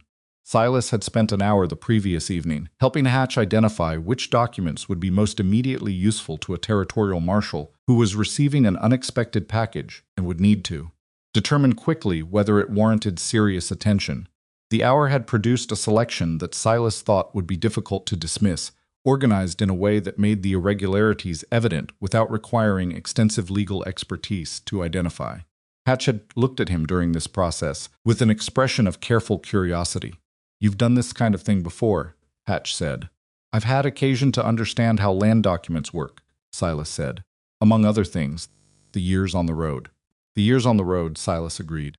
It was not a complete answer, and Hatch knew it wasn't a complete answer, but he'd accepted it with the pragmatic discretion of a man who has learned that some information is useful and some is simply interesting. And useful information is what the current situation required. The rider went east. Silver Creek woke up. It woke up differently than it had on any morning in the previous 3 years, though most people couldn't have said precisely what was different about it. The difference was mostly invisible. It existed in the quality of decisions being made.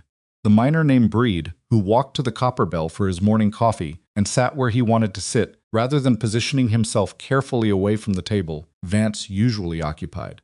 Card dealer named Fletcher, who had been extracting Vance's cut from the game pots every night for 2 years, and who this morning simply didn't, and nobody came to collect it, and the absence of the collection felt like taking off a boot that had been too tight for so long you'd forgotten your foot hurt. The 2 men who had claims on Vance's personal property, a horse, a rifle, a quantity of cash, who went to Hatch that morning and were told their claims had been added to the ledger. Small things, individually unremarkable. Collectively, the first day of something new. Silas spent the morning at the Copper Bell, partly because he didn't have anywhere specific to be, and partly because Carl's coffee was good, and the back stool at the bar had a quality of comfortable removal from the main traffic of the room that suited him. He watched the morning traffic come and go. He listened to the conversations, which were loud in a way the conversations at the Copper Bell hadn't been in years, not raucous, not celebratory, but full, taking up their appropriate amount of space, rather than compressing into the careful minimum that fear had required. Holloway came in mid-morning. He sat down next to Silas at the bar without preamble, which was itself a thing the old Holloway, the Holloway of yesterday afternoon, had been a man who moved cautiously through the Copper Bell, who chose his positions deliberately, who maintained a constant low-level awareness of where Vance was and what direction his attention was pointing. This Holloway sat down next to a near stranger at a bar and took his hat off and set it on the counter with the ease of a man who has momentarily stopped calculating. Hatch told me about the land office in Laramie, Holloway said. Clerk there had good records, Silas said. You think the marshal will come? I think the marshal will send someone, Silas said. Whether it's the marshal himself depends on how busy they are and how much of the documentation makes it through clearly. But yes, someone will come. Holloway turned his hat on the counter slowly. And the claim papers, he said. The ones with my signature. Forgery is a federal matter when it involves registered land claims, Silas said. The territorial court has jurisdiction. If the clerk's records support what you're saying, and I believe they do, then the irregular transfer would likely be reversed pending investigation. He paused. Not a guarantee. I'm not a lawyer. But you've seen this kind of thing go right before, Holloway said. Silas considered. I've seen it go wrong too, he said honestly. Territorial law is imperfect. Clerks make errors. Marshals have priorities. But the documentation here is good, and the number of claims affected is significant enough that it's hard to look away from. 7 claims across the district. Hatch's ledger has accounts from 9 men with direct financial complaints. He paused again. That's not a small thing to dismiss. Holloway nodded slowly, with the nod of a man who is choosing to believe something he's not entirely certain of, because the alternative is believing nothing, and that's not workable. What happens to you, Holloway said. Silas looked at him. I don't mean with the law, Holloway clarified. I know you said you'll ride out. I mean, he paused, searching for the phrasing. You said last night you didn't know what was on the other side of this, of the lists being done. He looked at Silas. You don't seem like a man without a plan. I'm a man who had one plan for 8 years, Silas said. Plans get a certain amount of momentum.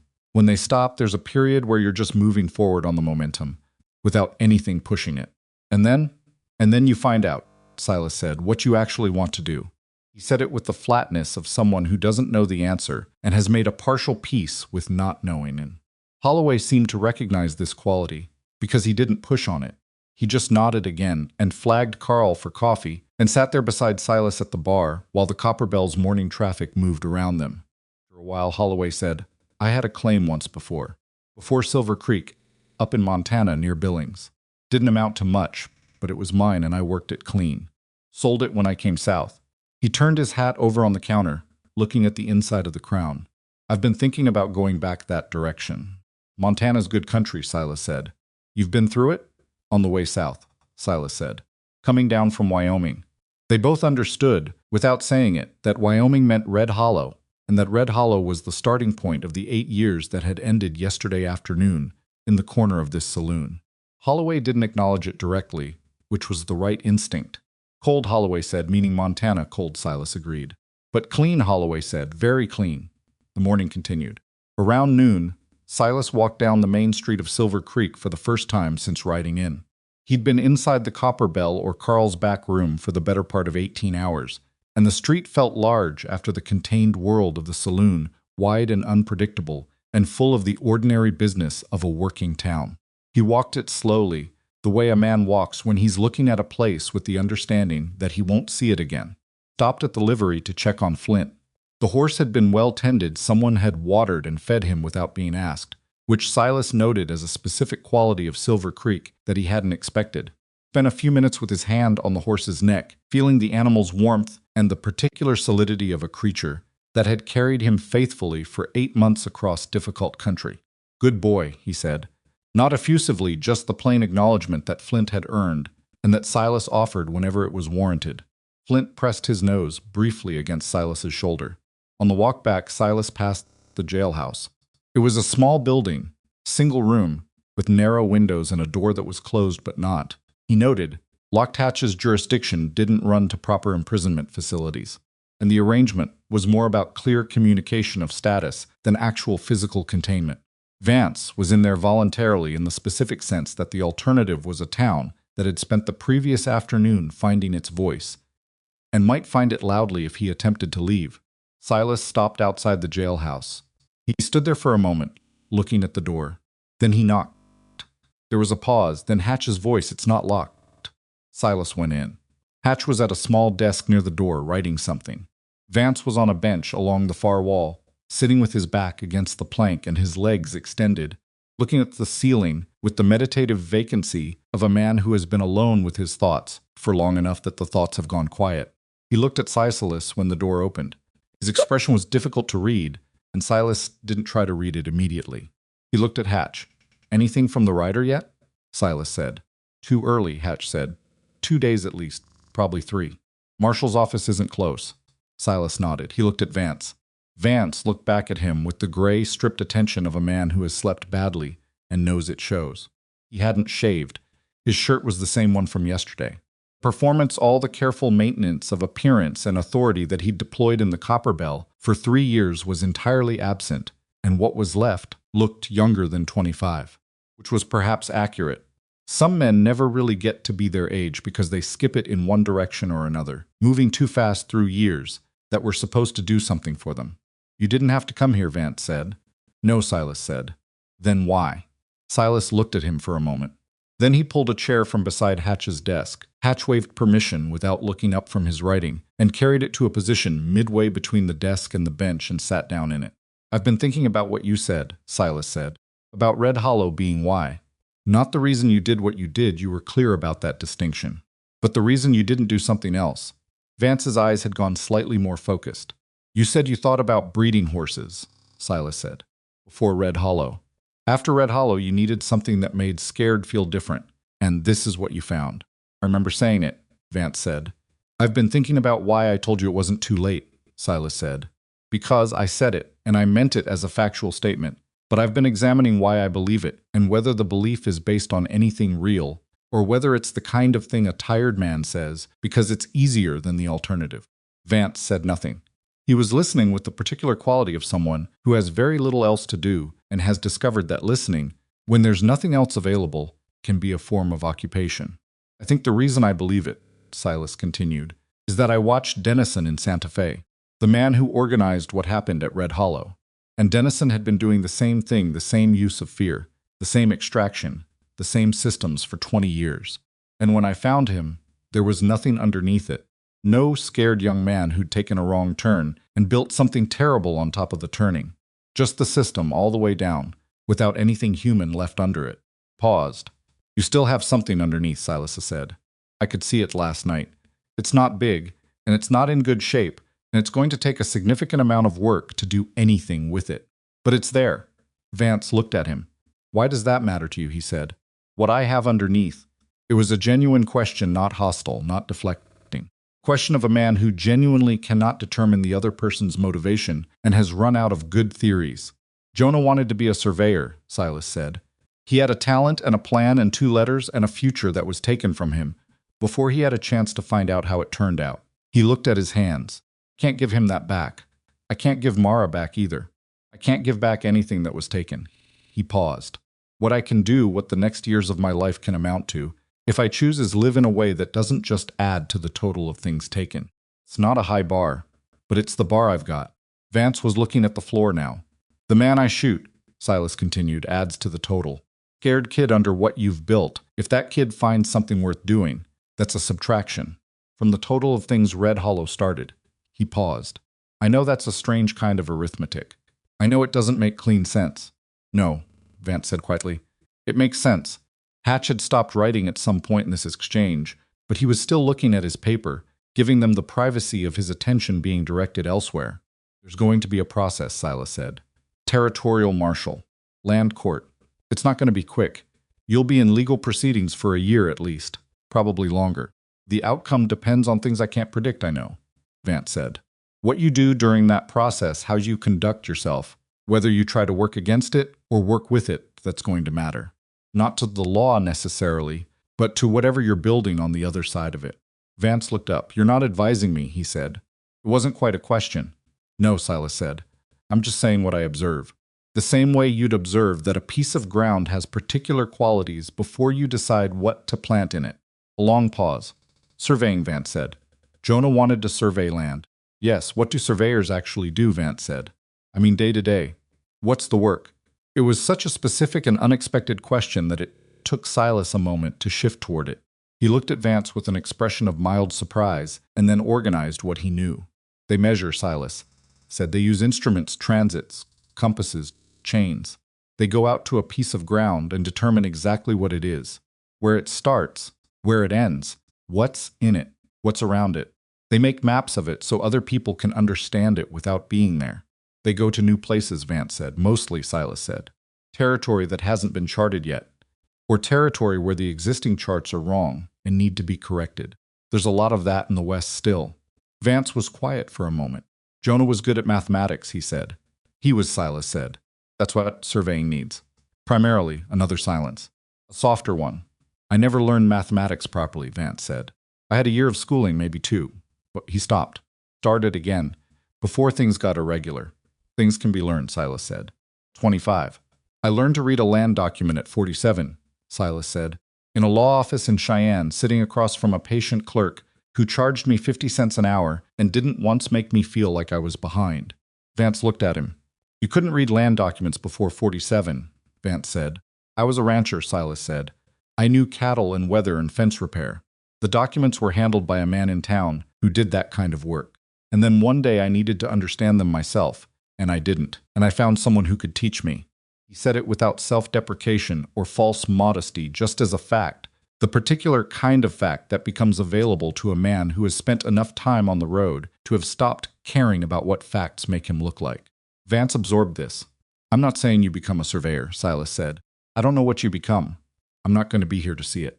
I'm saying that the thing you wanted when you were 14, the horses, the work, whatever it was that had nothing to do with any of this. He gestured vaguely at the jailhouse, the town, the whole architecture of fear and extraction that the gesture was meant to encompass. That thing isn't as far gone as you think. Hatch's pen had started moving again. Outsides, boots on the boardwalk, voices, Silver Creek going about its second morning as something different from what it had been on the first morning of every previous day for 3 years. Silas stood up. He put the chair back where he'd gotten it, which was the kind of automatic courtesy that had survived 8 years intact, and he looked at Vance one more time. I'm not forgiving you, he said. I want to be clear about that. The same way I was clear last night. What happened at Red Hollow happened. Mara is dead. Jonah is dead. The life I was building is gone. None of this changes any of that. I know, Vance said. But I'm not carrying you anymore, Silas said. The list is done. You're off it not because you've earned that, but because carrying you forward is a weight. I've decided I'm not going to pick up. He paused. What you do with that is your problem, not mine. Vance met his eyes. Something passed between them that neither of them could have named precisely, and that didn't require naming to be real. Complicated mathematics of 2 men who had been connected by the worst night of one of their lives and were now imperfectly and incompletely attempting to exist in the world after it. Silas walked out. The street was bright. He stood on the boardwalk outside the jailhouse and let the light hit him for a moment, the way you do when you've been indoors and the outside is a surprise. Then he walked back toward the Copper Bell, because there was one more thing he needed to do before he figured out what came next. He found Carl behind the bar where Carl belonged, inventorying bottles, with the methodical attention of a man resuming his proper occupation after an interruption. I need to ask you something, Silas said. Carl set down the bottle he was counting. The men whose claims were affected, Silas said. Holloway, the Kwan brothers, Martinez, Haskell, the others. When the marshal's man comes, if the process goes the way I think it might, they're going to need someone to help them understand what they're looking at legally, what documents to present, how to make the strongest case for reversal. Carl waited. I'm going to write something down, Silas said. A name and an address in Laramie. Man named Ferris at the land office, not a lawyer, but he knows a lawyer who handles territorial land cases and charges rates that working miners can afford. He helped me when I was there. He paused. If you can get that information to Holloway and the others, and make sure they go to Laramie when the time is right, rather than trying to navigate the process on their own. I can do that, Carl said. Silas nodded. He found a piece of paper. Carl produced one from under the bar and a pencil, and he wrote the name and address in the careful, somewhat labored hand of a man who learned to write later than is ideal and has worked at it since. The writing was not elegant. It was legible and precise and organized, which was more important. He pushed the paper across the bar to Carl. Carl read it, folded it, put it in his shirt pocket. The daughter, Silas said. Carl looked at him. Eleanor, Silas said, the whole summer. Carl pressed his lips together briefly. Yeah, he said. Whole summer, starting in June. Good, Silas said. He finished his coffee, the last cup, the one he'd been nursing since mid-morning, and set the cup on the bar with the finality of a man putting down something he's been holding long enough. The afternoon was beginning its slide toward evening when Hatch came into the Copper Bell with an expression that had resolved into something definite. He went straight to Silas. "There's the development," he said. Silas waited. "3 men came in about an hour ago," Hatch said, "from the Dennison operation." He paused. "Not Dennison himself. Dennison's dead. You told me that. But men who worked the secondary claims in the district. They've been out at a camp 2 miles north, and apparently word reached them this morning about what happened here yesterday." "What kind of men?" Silas said. "The kind who have reasons to be concerned about what's in my ledger," Hatch said. "2 of them I recognize. They've been in Silver Creek before, always with Vance, always on the periphery. Third one I don't know." Carl had stopped moving behind the bar. "Are they armed?" Silas said. "Everyone out here is armed," Hatch said. "I mean beyond the usual." Hatch's expression confirmed the question. "Where are they now?" Silas said. "End of the street," Hatch said. "Near the feed store. Talking. They haven't come in anywhere or approached anyone directly. They're asking around about what happened and the way they're asking." He paused. "They're not asking because they're curious." Silas sat very still for a moment, thought about the empty Colt in his holster, the bullets in his coat pocket. He thought about the quality of yesterday afternoon. Conversation, the accounting, the thing that had happened in this room when people stopped being alone with their separate fears. He thought about what 3 armed men with reasons to be concerned about Hatch's ledger could do to that thing if the situation was handled incorrectly. "How many men in this room right now?" Silas said, looking at Carl. Carl looked at the room. 6 besides us. Burl's here. Garrett's here. 4 others. "Garrett," Silas said. Garrett, at the window table where he'd been yesterday, looked up. "How many men in this town," Silas said, "knew what was in that ledger before Hatch wrote it down? That knew the actual numbers, the actual specifics?" Garrett considered. "Most of them," he said. "We all knew pieces." "And how many men knew that the others knew pieces?" A pause. "That's the question, Garrett." "Yes," Silas said. Stood up from the bar stool. He reached into his coat pocket and took out the bullets, all 6 of them, held in his palm. He looked at them for a moment. Then he put 5 back in his pocket and kept one, and he loaded the single bullet into the Colt's chamber and closed the cylinder. Carl watched this. "1 bullet," Carl said. "One's usually enough to communicate intent," Silas said. "And if it isn't, the situation was probably going to go wrong regardless." Put his hat on. "I'm going to go talk to them," he said. Hatch moved. "I stay here," Silas said. "Your jurisdiction is this building and what's in it, including the ledger, including Vance." He looked at Hatch. "If anything happens to either of those things, the marshal's man is going to come to a situation that's harder to resolve. So stay here." Hatch absorbed this. His expression moved through several things and arrived at reluctant agreement, which was the right place for it. Silas looked at Garrett. "In about 5 minutes, Silas said, "I'd appreciate it if you and Burl and whoever else wants to walk out and stand on the boardwalk outside. Not in the street, just on the boardwalk." Garrett looked at him. "Visibles," Silas said. "That's all." Garrett nodded once, the nod of a man who understands exactly what's being asked and is determining that he can do it. "All right," he said. Silas walked out. The afternoon light was lower now, the long shadows of late day making the main street of Silver Creek look like a painting of itself. He walked in the direction of the feed store without hurrying, with the particular quality of movement he'd developed over many years in many situations visible, deliberate, projecting neither aggression nor avoidance, the walk of a man who is going somewhere specific and knows why. The 3 men were where Hatch had said they'd be. They saw him coming.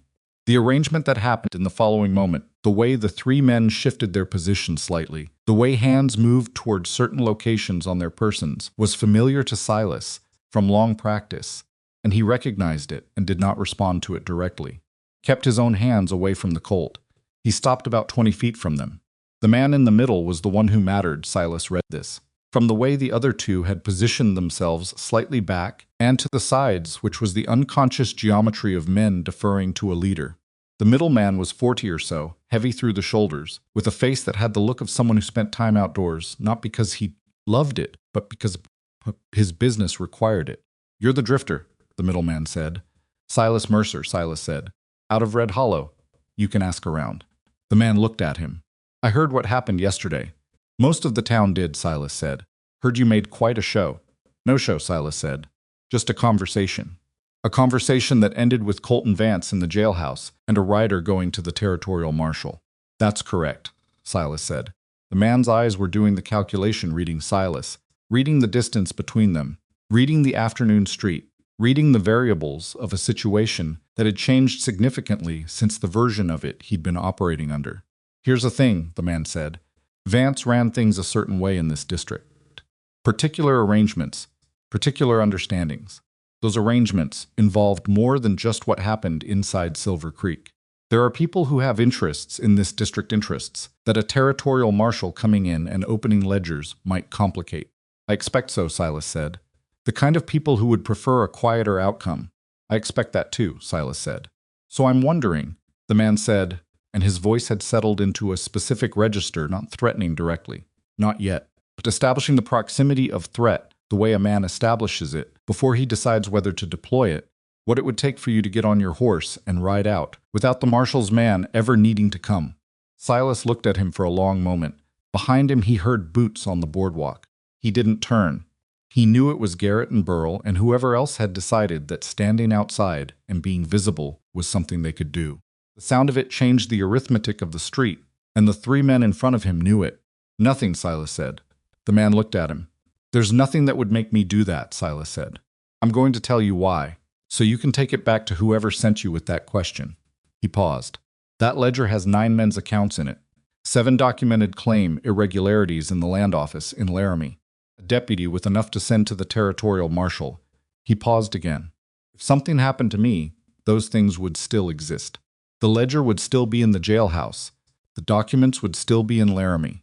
The 9 men who gave their accounts would still be alive. He let that settle. Whatever you were sent here to threaten, Silas said, the thing you were hoping to threaten isn't what determines the outcome anymore. It got bigger than one man yesterday afternoon. That's the thing about what happened in that saloon. Can't unhappen it. The man in the middle was very still. The 2 men on the sides were watching him, waiting for a direction. None came. You rode a long way, Silas said. My advice, and I know you didn't ask for it, is to ride back. A long pause. Then the middleman did something that Silas hadn't entirely predicted. He looked at the boardwalk, at Garrett and Burl, and the 3 other men standing there with their arms at their sides, doing nothing except being present. And something in his face made a decision. Vance has been a bad investment, the man said. It was almost to himself. Seems like, Silas said. The man looked at Silas one more time. Then he turned and said something quiet to the 2 men beside him, and they moved. Not toward Silas away. Down the street and toward the hitching posts at the far end where their horses waited. Silas stood where he was and watched them mount and ride out, north, back toward the camp they'd come from, or wherever they were going next. He watched until they were at the edge of town, and then beyond it, growing small in the afternoon distance. He stood there a moment longer. Then he turned and walked back toward the Copper Bell. Garrett was on the boardwalk. That's it, Garrett said. That's it, Silas said. They came to make a calculation, Silas said. They made it. He went back inside. Carl was behind the bar. Well, Carl said. They left, Silas said. Carl's expression moved through relief and then settled into something more considered. It's not over, Carl said. People with interests in this district don't just ride away because one conversation went differently than they expected. No, Silas said, it's not over. But the marshal's man is coming, and Hatch's ledger is solid, and the men in this town have said the things they said yesterday. That doesn't unsay itself. He sat back down at the bar. Complicated for a while. Things usually are. But different, Carl said. Different, Silas said. Yes. Carl poured him a coffee. Silas held it in both hands and felt the warmth of it, and looked at the room around him, at Garrett, settling back at his table, at Burl saying something to the man beside him. Ordinary afternoon light of the Copper Bell, doing what afternoon light does in a room full of people who have started to remember that they're allowed to be in it. Outside, Silver Creek moved through its day. The rider was 2 days east and still moving. And Silas sat at the bar with his coffee and his empty list and his one loaded bullet and thought about what open ground actually felt like when you were standing on it, which was not peaceful exactly, and not settled and not anything as simple as free. Felt like morning, he thought. The specific quality of early morning, when the light hasn't fully committed yet, and the day could still go any number of ways, and you're sitting at the edge of it, trying to figure out which direction is the right one to start walking. He didn't know the direction yet, but the list was done. And for the first time in 8 years, not knowing felt like a beginning rather than an ending, which was perhaps as much as a man could ask for on an ordinary afternoon in a frontier town where he didn't intend to stay. The third morning came in gray, not stormy, just overcast, the sky doing that flat, non-committal thing it sometimes did in October, when it hadn't decided yet between autumn and early winter. Silas was up before the gray had fully committed to being day, standing outside the Copper Bell with a cup of Carl's coffee, watching Silver Creek exist in that particular pre-dawn quiet when a town belongs entirely to itself and hasn't yet been claimed by the business of being inhabited. He'd been in Silver Creek for 2 nights now. That was longer than he'd planned, though he hadn't exactly planned. Planning had been suspended somewhere around the moment Vance sat down at the corner table and stopped performing. Since then, Silas had been operating on something closer to instinct staying, because the situation required staying, doing the specific things the situation required, waiting to see what it produced. What it had produced so far was a town that was different, and a young man in a jailhouse and a rider somewhere east, carrying a sealed letter, and a morning where 3 armed men had ridden back out of Silver Creek without doing what they'd come to do. What it hadn't produced yet was any clarity about what came next. He was working on his second cup when Hatch appeared. The deputy came out of the jailhouse down the street, with the look of a man who had also slept poorly and was running on determination and coffee, and he walked toward Silas with his hat in his hands and his expression containing something specific. "He wants to talk to you," Hatch said. Silas looked at him. "Vance," Hatch said. "Been up since before me. Asked twice if you were still in town." Silas held his coffee cup and looked at the jailhouse. "He say what about?" Silas said. "No," Hatch said. "But he's different this morning. I don't know how to put it. Quieter, maybe. Not the quiet of a man planning something. The other kind." Silas understood the distinction. He'd seen both kinds in 8 years of finding people. Finished his coffee, set the cup on the boardwalk rail, walked down to the jailhouse. Vance was sitting on the bench where he'd been yesterday, but his posture was different, leaning forward now, elbows on his knees, hands loosely clasped, looking at the floor with the focused attention of someone working through a problem that doesn't have clean edges. He looked up when Silas came in. Hatch stayed outside. The jailhouse was small enough that 2 men in it felt like a considered arrangement. Silas took the chair he'd used yesterday and brought it to the same position, midway, and sat. "You're still here," Vance said. "Still here," Silas said. "I thought you'd have ridden out yesterday." "I thought about it," Silas said. "There were a few things that needed settling first." Vance nodded. He looked at his hands, then back at the floor, then at Silas, with the direct quality that had replaced the performance, this newer version of his face that was less controlled and more honest, and somehow younger for the honesty. "I want to ask you something," Vance said, "and I want you to tell me the truth, even if the truth is that you don't know." "All right," Silas said. "The men who came yesterday," Vance said. "The ones from the camp north of town. They're connected to a man named Aldrich. He's not from the territory, he's got interests here, but he operates out of Denver. The claims, the arrangements I had with the secondary operations in the district, a portion of what came in went to Aldrich. Been the case for 2 years. Silas waited. "Hatch doesn't have Aldrich in the ledger," Vance said. "Because Hatch doesn't know about Aldrich. Nobody in Silver Creek does.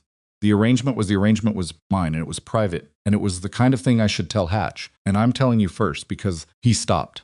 I don't know why I'm telling you first. Because you're trying to decide whether to tell Hatch at all," Silas said.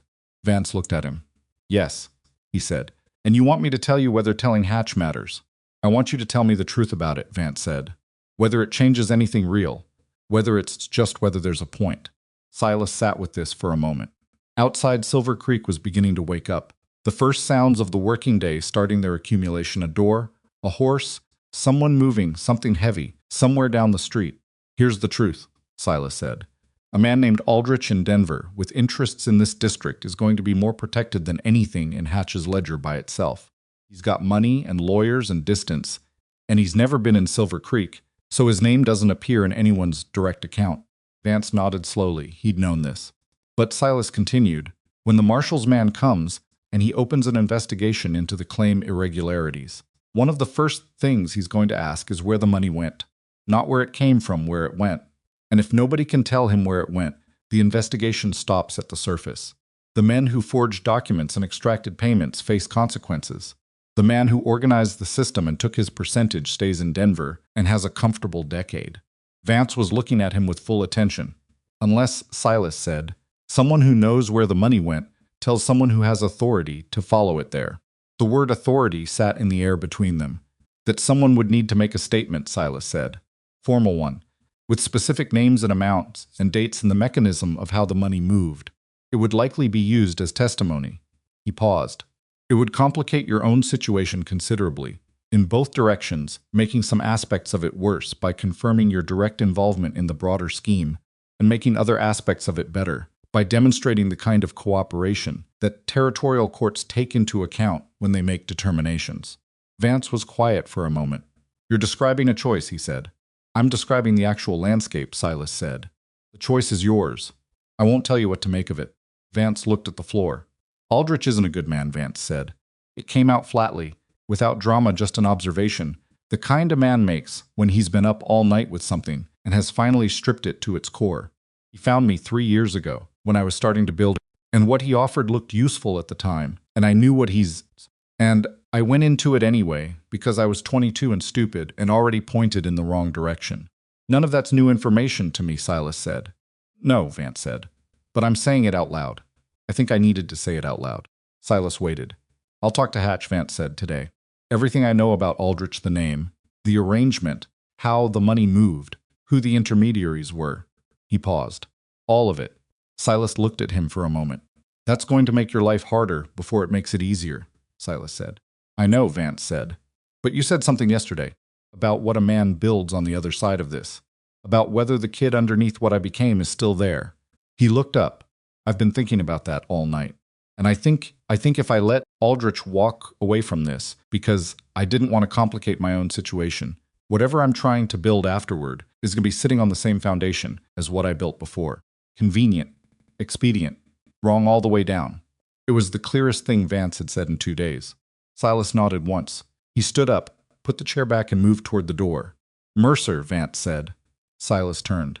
Vance looked at him with the gray-stripped face of someone who has processed more in 48 hours than most people process in years. The surveying, Vance said. The part about how they go to new places.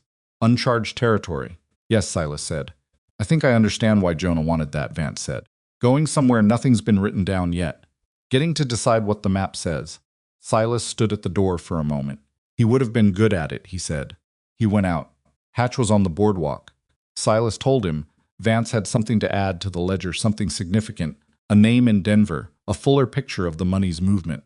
Hatch's expression moved through surprise and then into the focused, practical attention of a man who understands that significant is not the same thing as simple and is already calculating what it means for the rider who'd gone east and whether the letter needed supplementing. I'll need to send another rider, Hatch said. Today if you can, Silas said. Today, Hatch confirmed. Silas walked back to the Copper Bell. He sat at the bar, and Carl poured coffee without being asked, and they sat in the comfortable quiet of men who have established an understanding over the course of 2 days.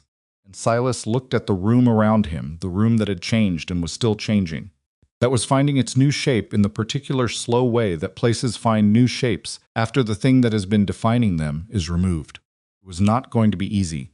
He knew that with the clarity of a man who had watched enough situations reach their turning points to understand that turning points were not endpoints. The marshal's man would come, and it would be complicated, and there would be legal processes that took longer than anyone wanted, and there would be days when Holloway doubted the claim was coming back, and days when Carl wondered if Eleanor's summer son was a thing he'd promised too soon, and days when Hatch's methodical determination ran up against the specific limitations of territorial law and found them frustrating. And somewhere in Denver, a man named Aldrich was going to receive information he didn't expect, and what he did with it was unpredictable. And 3 armed men had ridden north without doing anything, but someday there might be different men and a different calculation. None of this was finished, but it was started. And starting, Silas had learned over 8 years and 1,200 miles was the actual hard part. Everything after starting was just work, and work was something a man could do. He finished his coffee. He set the cup down with the particular finality of a man who has made a decision he's been approaching for 2 days and has finally arrived at it. Carl, he said. Carl looked at him. I'm going to go settle up with a livery for Flint, Silas said, and then I'm going to ride out. Carl was quiet for a moment. Now, Carl said. Now, Silas said. Carl looked at the bar surface. He didn't argue, which was the right response. The response of a man who understood that Silas had done what he'd come to do, and that keeping him longer was something Silver Creek might want, but didn't need and couldn't ask for. "All right," Carl said. He reached under the bar and produced a cloth bag, and he put it on the counter in front of Silas.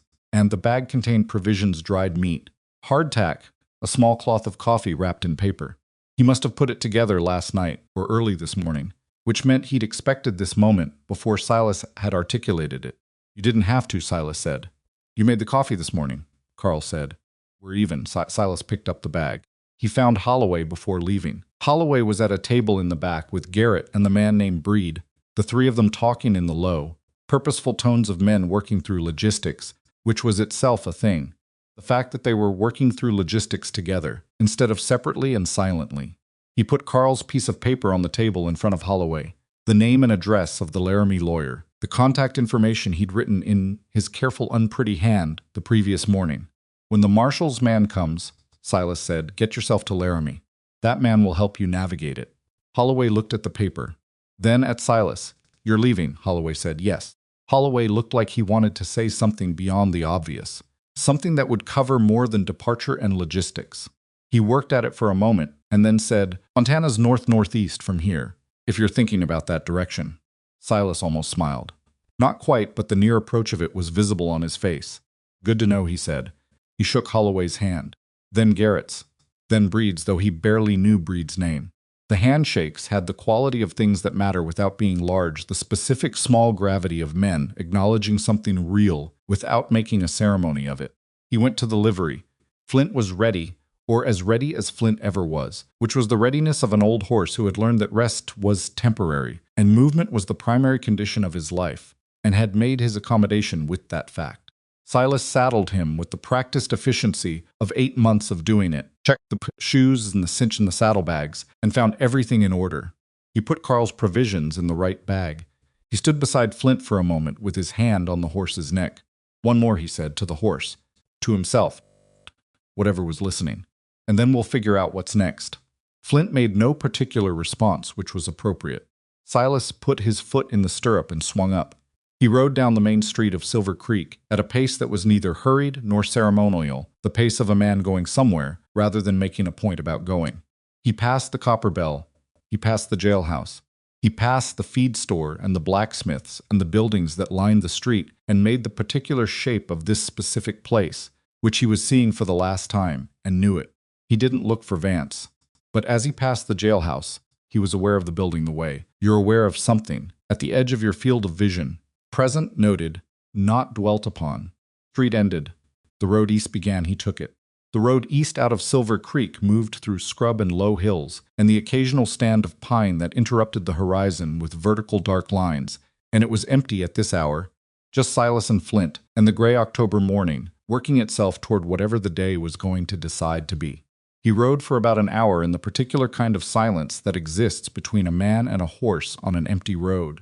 Not empty silence, but inhabited silence. The silence of a man thinking through things at the pace that movement allows. He thought about the conversation in the jailhouse. About Vance saying he wanted to decide what the maps said. About Jonah's letters. About Patterson's porch steps in Cheyenne, and what had broken in him there, and what he'd been carrying in the broken place since. Thought about Mara negotiating water rights with a neighbor while her husband was 11 weeks away on a cattle drive, and how that was exactly the kind of woman she had been, the kind who handled things, who didn't wait for the world to accommodate her, who assessed the situation and moved. He thought about the fact that he had spent 8 years moving in only one direction, toward only one destination, and that for the first time in those 8 years the road ahead of him had no name waiting at the end of it. The gray sky had begun tentatively to lighten, not dramatically, not the opening of light that frontier stories like to make emblematic. Just the sky doing what skies do, shifting incrementally from darker to less dark, the day arriving not in a gesture but in a process. He pulled Flint to a stop on a rise above the valley floor and looked back. Silver Creek was visible from here, the cluster of buildings, the particular shape of the main street, the geometry of a small town embedded in large country. From this distance it was neither impressive nor diminished. It was just a place where things had happened, and were still happening, and would continue happening after he was no longer relevant to them. He looked at it for a while. He thought about what he'd told Vance, that killing him wouldn't give Mara back a single morning, wouldn't let him hear Jonah laugh again. He'd meant it when he said it. He still meant it. But sitting on a rise east of Silver Creek, with the town visible behind him, he understood something that the saying of it hadn't quite contained. The choice hadn't been about mercy. It hadn't been about rehabilitation or redemption or any of the cleaner concepts that a better story would have organized around. It had been simpler than that and harder than that simultaneously. He'd looked at Colton Vance across a corner table and understood that he was looking at a man who had organized his entire existence around the worst night of his life, and he'd recognized in that organization a mirror he didn't want to walk toward. Not identical, not the same choices or the same damage or the same specific architecture of response, but the same essential motion, a night that ended everything, and then the long project of building something in the wreckage, and the slow discovery that what you'd built wasn't living, exactly, but was at least organized, was at least pointed somewhere, was at least moving. The empty revolver on the table had been for himself as much as for Vance. He'd needed to see himself put it down. He turned Flint back east.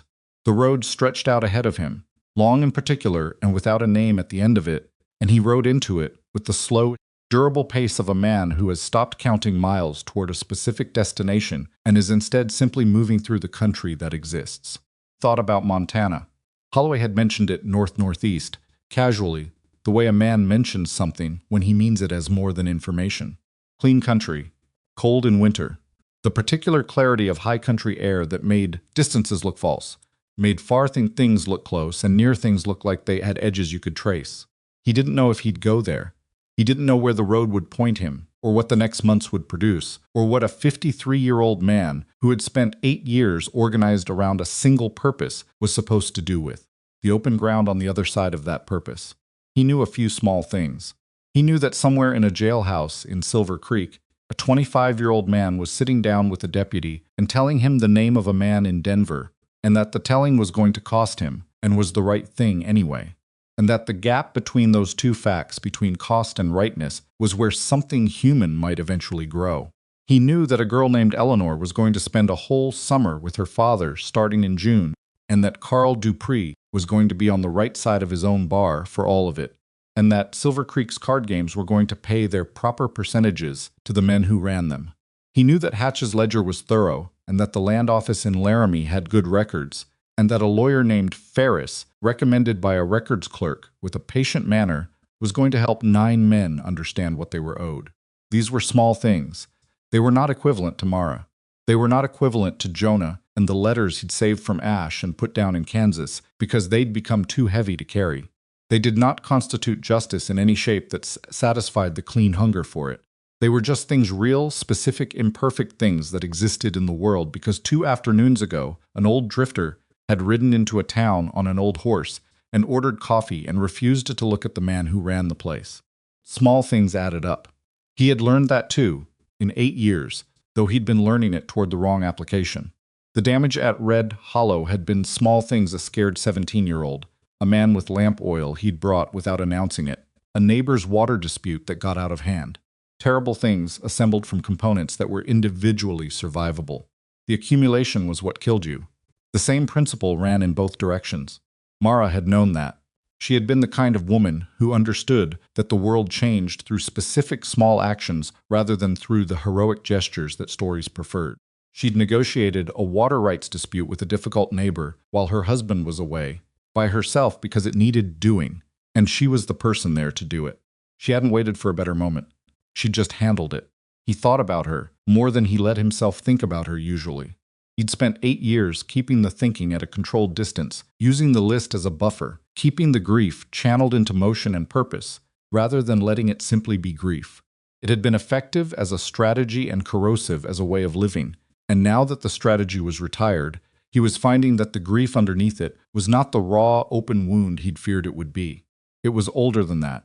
It had been waiting, but not the way an injury waits more, the way a truth waits, patient, certain of its own permanence, uninterested in being avoided. She was gone. Jonah was gone. The life at Red Hollow was gone. The man he'd been before that night, the rancher 11 weeks away on a cattle drive, the man with the water rights handled by a woman who didn't need him there to handle them, that man was gone too, replaced by whoever this was. Whoever was riding east on a gray October morning, with a horse named Flint and a bag of provisions and an empty list. He didn't know yet who that was, but he had time to find out. The road continued east, then curved northeast around a long hill, and the scrub gave way to open grassland. And the grassland had the late-season gold of country that had been warm and was remembering it. Sky was committing now, slowly, to something brighter than gray, not dramatic, not the full October blue that this country could produce on clear days, but lighter, working toward light. Flint moved steadily beneath him with the patient stride of an old horse who had decided that the most efficient relationship with the road was simply to be in contact with it, one step at a time, without commentary. Silas let him find the pace. He thought about Vance, saying he'd wanted to breed horses when he was 14. Quarter horses, the uncle's difficult animal that had taken a year to earn. Thought about a 25-year-old man sitting in a jailhouse in Silver Creek, trying to find what was underneath everything he'd built, and whether the thing underneath was in good enough shape to build something different on. He didn't know if it was. He didn't know if the territorial court would be lenient or hard. He didn't know if Aldrich in Denver would have enough lawyers to make the name in the ledger irrelevant. He didn't know if Holloway would get his claim back, or if the Kwan brothers would, or if the specific outcomes of the specific legal processes would resolve the way they should. He knew the world was imperfect. He'd spent 8 years learning the specific texture of its imperfections.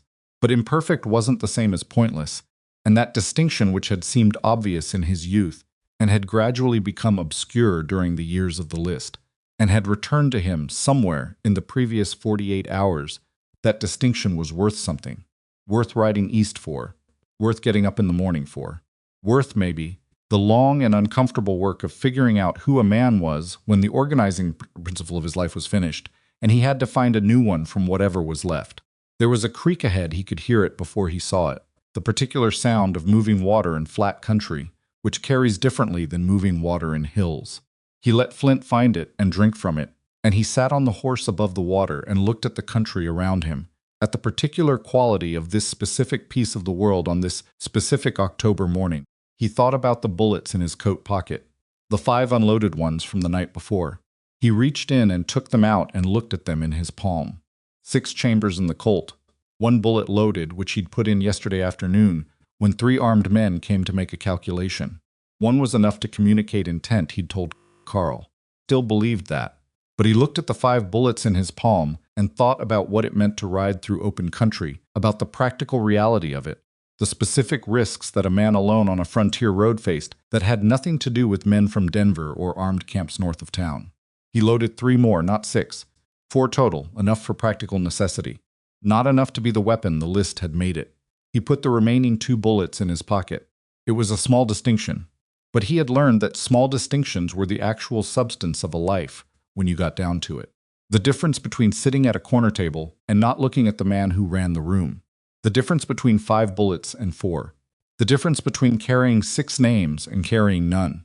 He let Flint finish at the water, and then they crossed the creek and came up the other bank, and the road continued northeast, and Silas settled into the saddle the way a man settles in for a long ride, when he doesn't know exactly where it ends. The sky was definitely lighter now. Not warm yet. October had its own opinion about warmth, and the morning hadn't reached the point where that opinion was visible, but lighter, working its way toward whatever the day was going to be. Silas lowered the brim of his hat against the glare that was beginning at the eastern horizon, the early flattening of light that preceded the actual sunrise by enough margin that you knew it was coming, but couldn't yet see it clearly. Kept riding. Behind him, Silver Creek was doing what it was going to do, finding out what it was without the thing that had been defining it, starting the long work of becoming itself, imperfectly and specifically and in its own time. Ahead of him was country he hadn't crossed yet. The road had no name waiting at the end of it. And Silas Mercer rode into it with the quiet resolve of a man who has finally understood something that took 8 years and 1,200 miles to learn, that the heaviest thing a person carries is not grief, and not guilt, and not the weight of names on a list. The heaviest thing is the life you stop living because you're too focused on the one you lost. He'd stopped carrying the list. He wasn't sure yet what he was going to pick up instead. But the morning was coming in over the eastern hills, slow and gray and then gold at the edges, and Flint's hooves were steady on the road. And somewhere behind him, a town was waking up to its second day of being different, and ahead of him open ground. just open ground, and the particular courage it takes to walk into it without a map, without a destination, without anything except the willingness to find out what's there. That, Silas thought, was enough to start with. That was maybe all any man ever had, at the beginning of anything worth doing. He rode east, into the morning, and didn't look back again.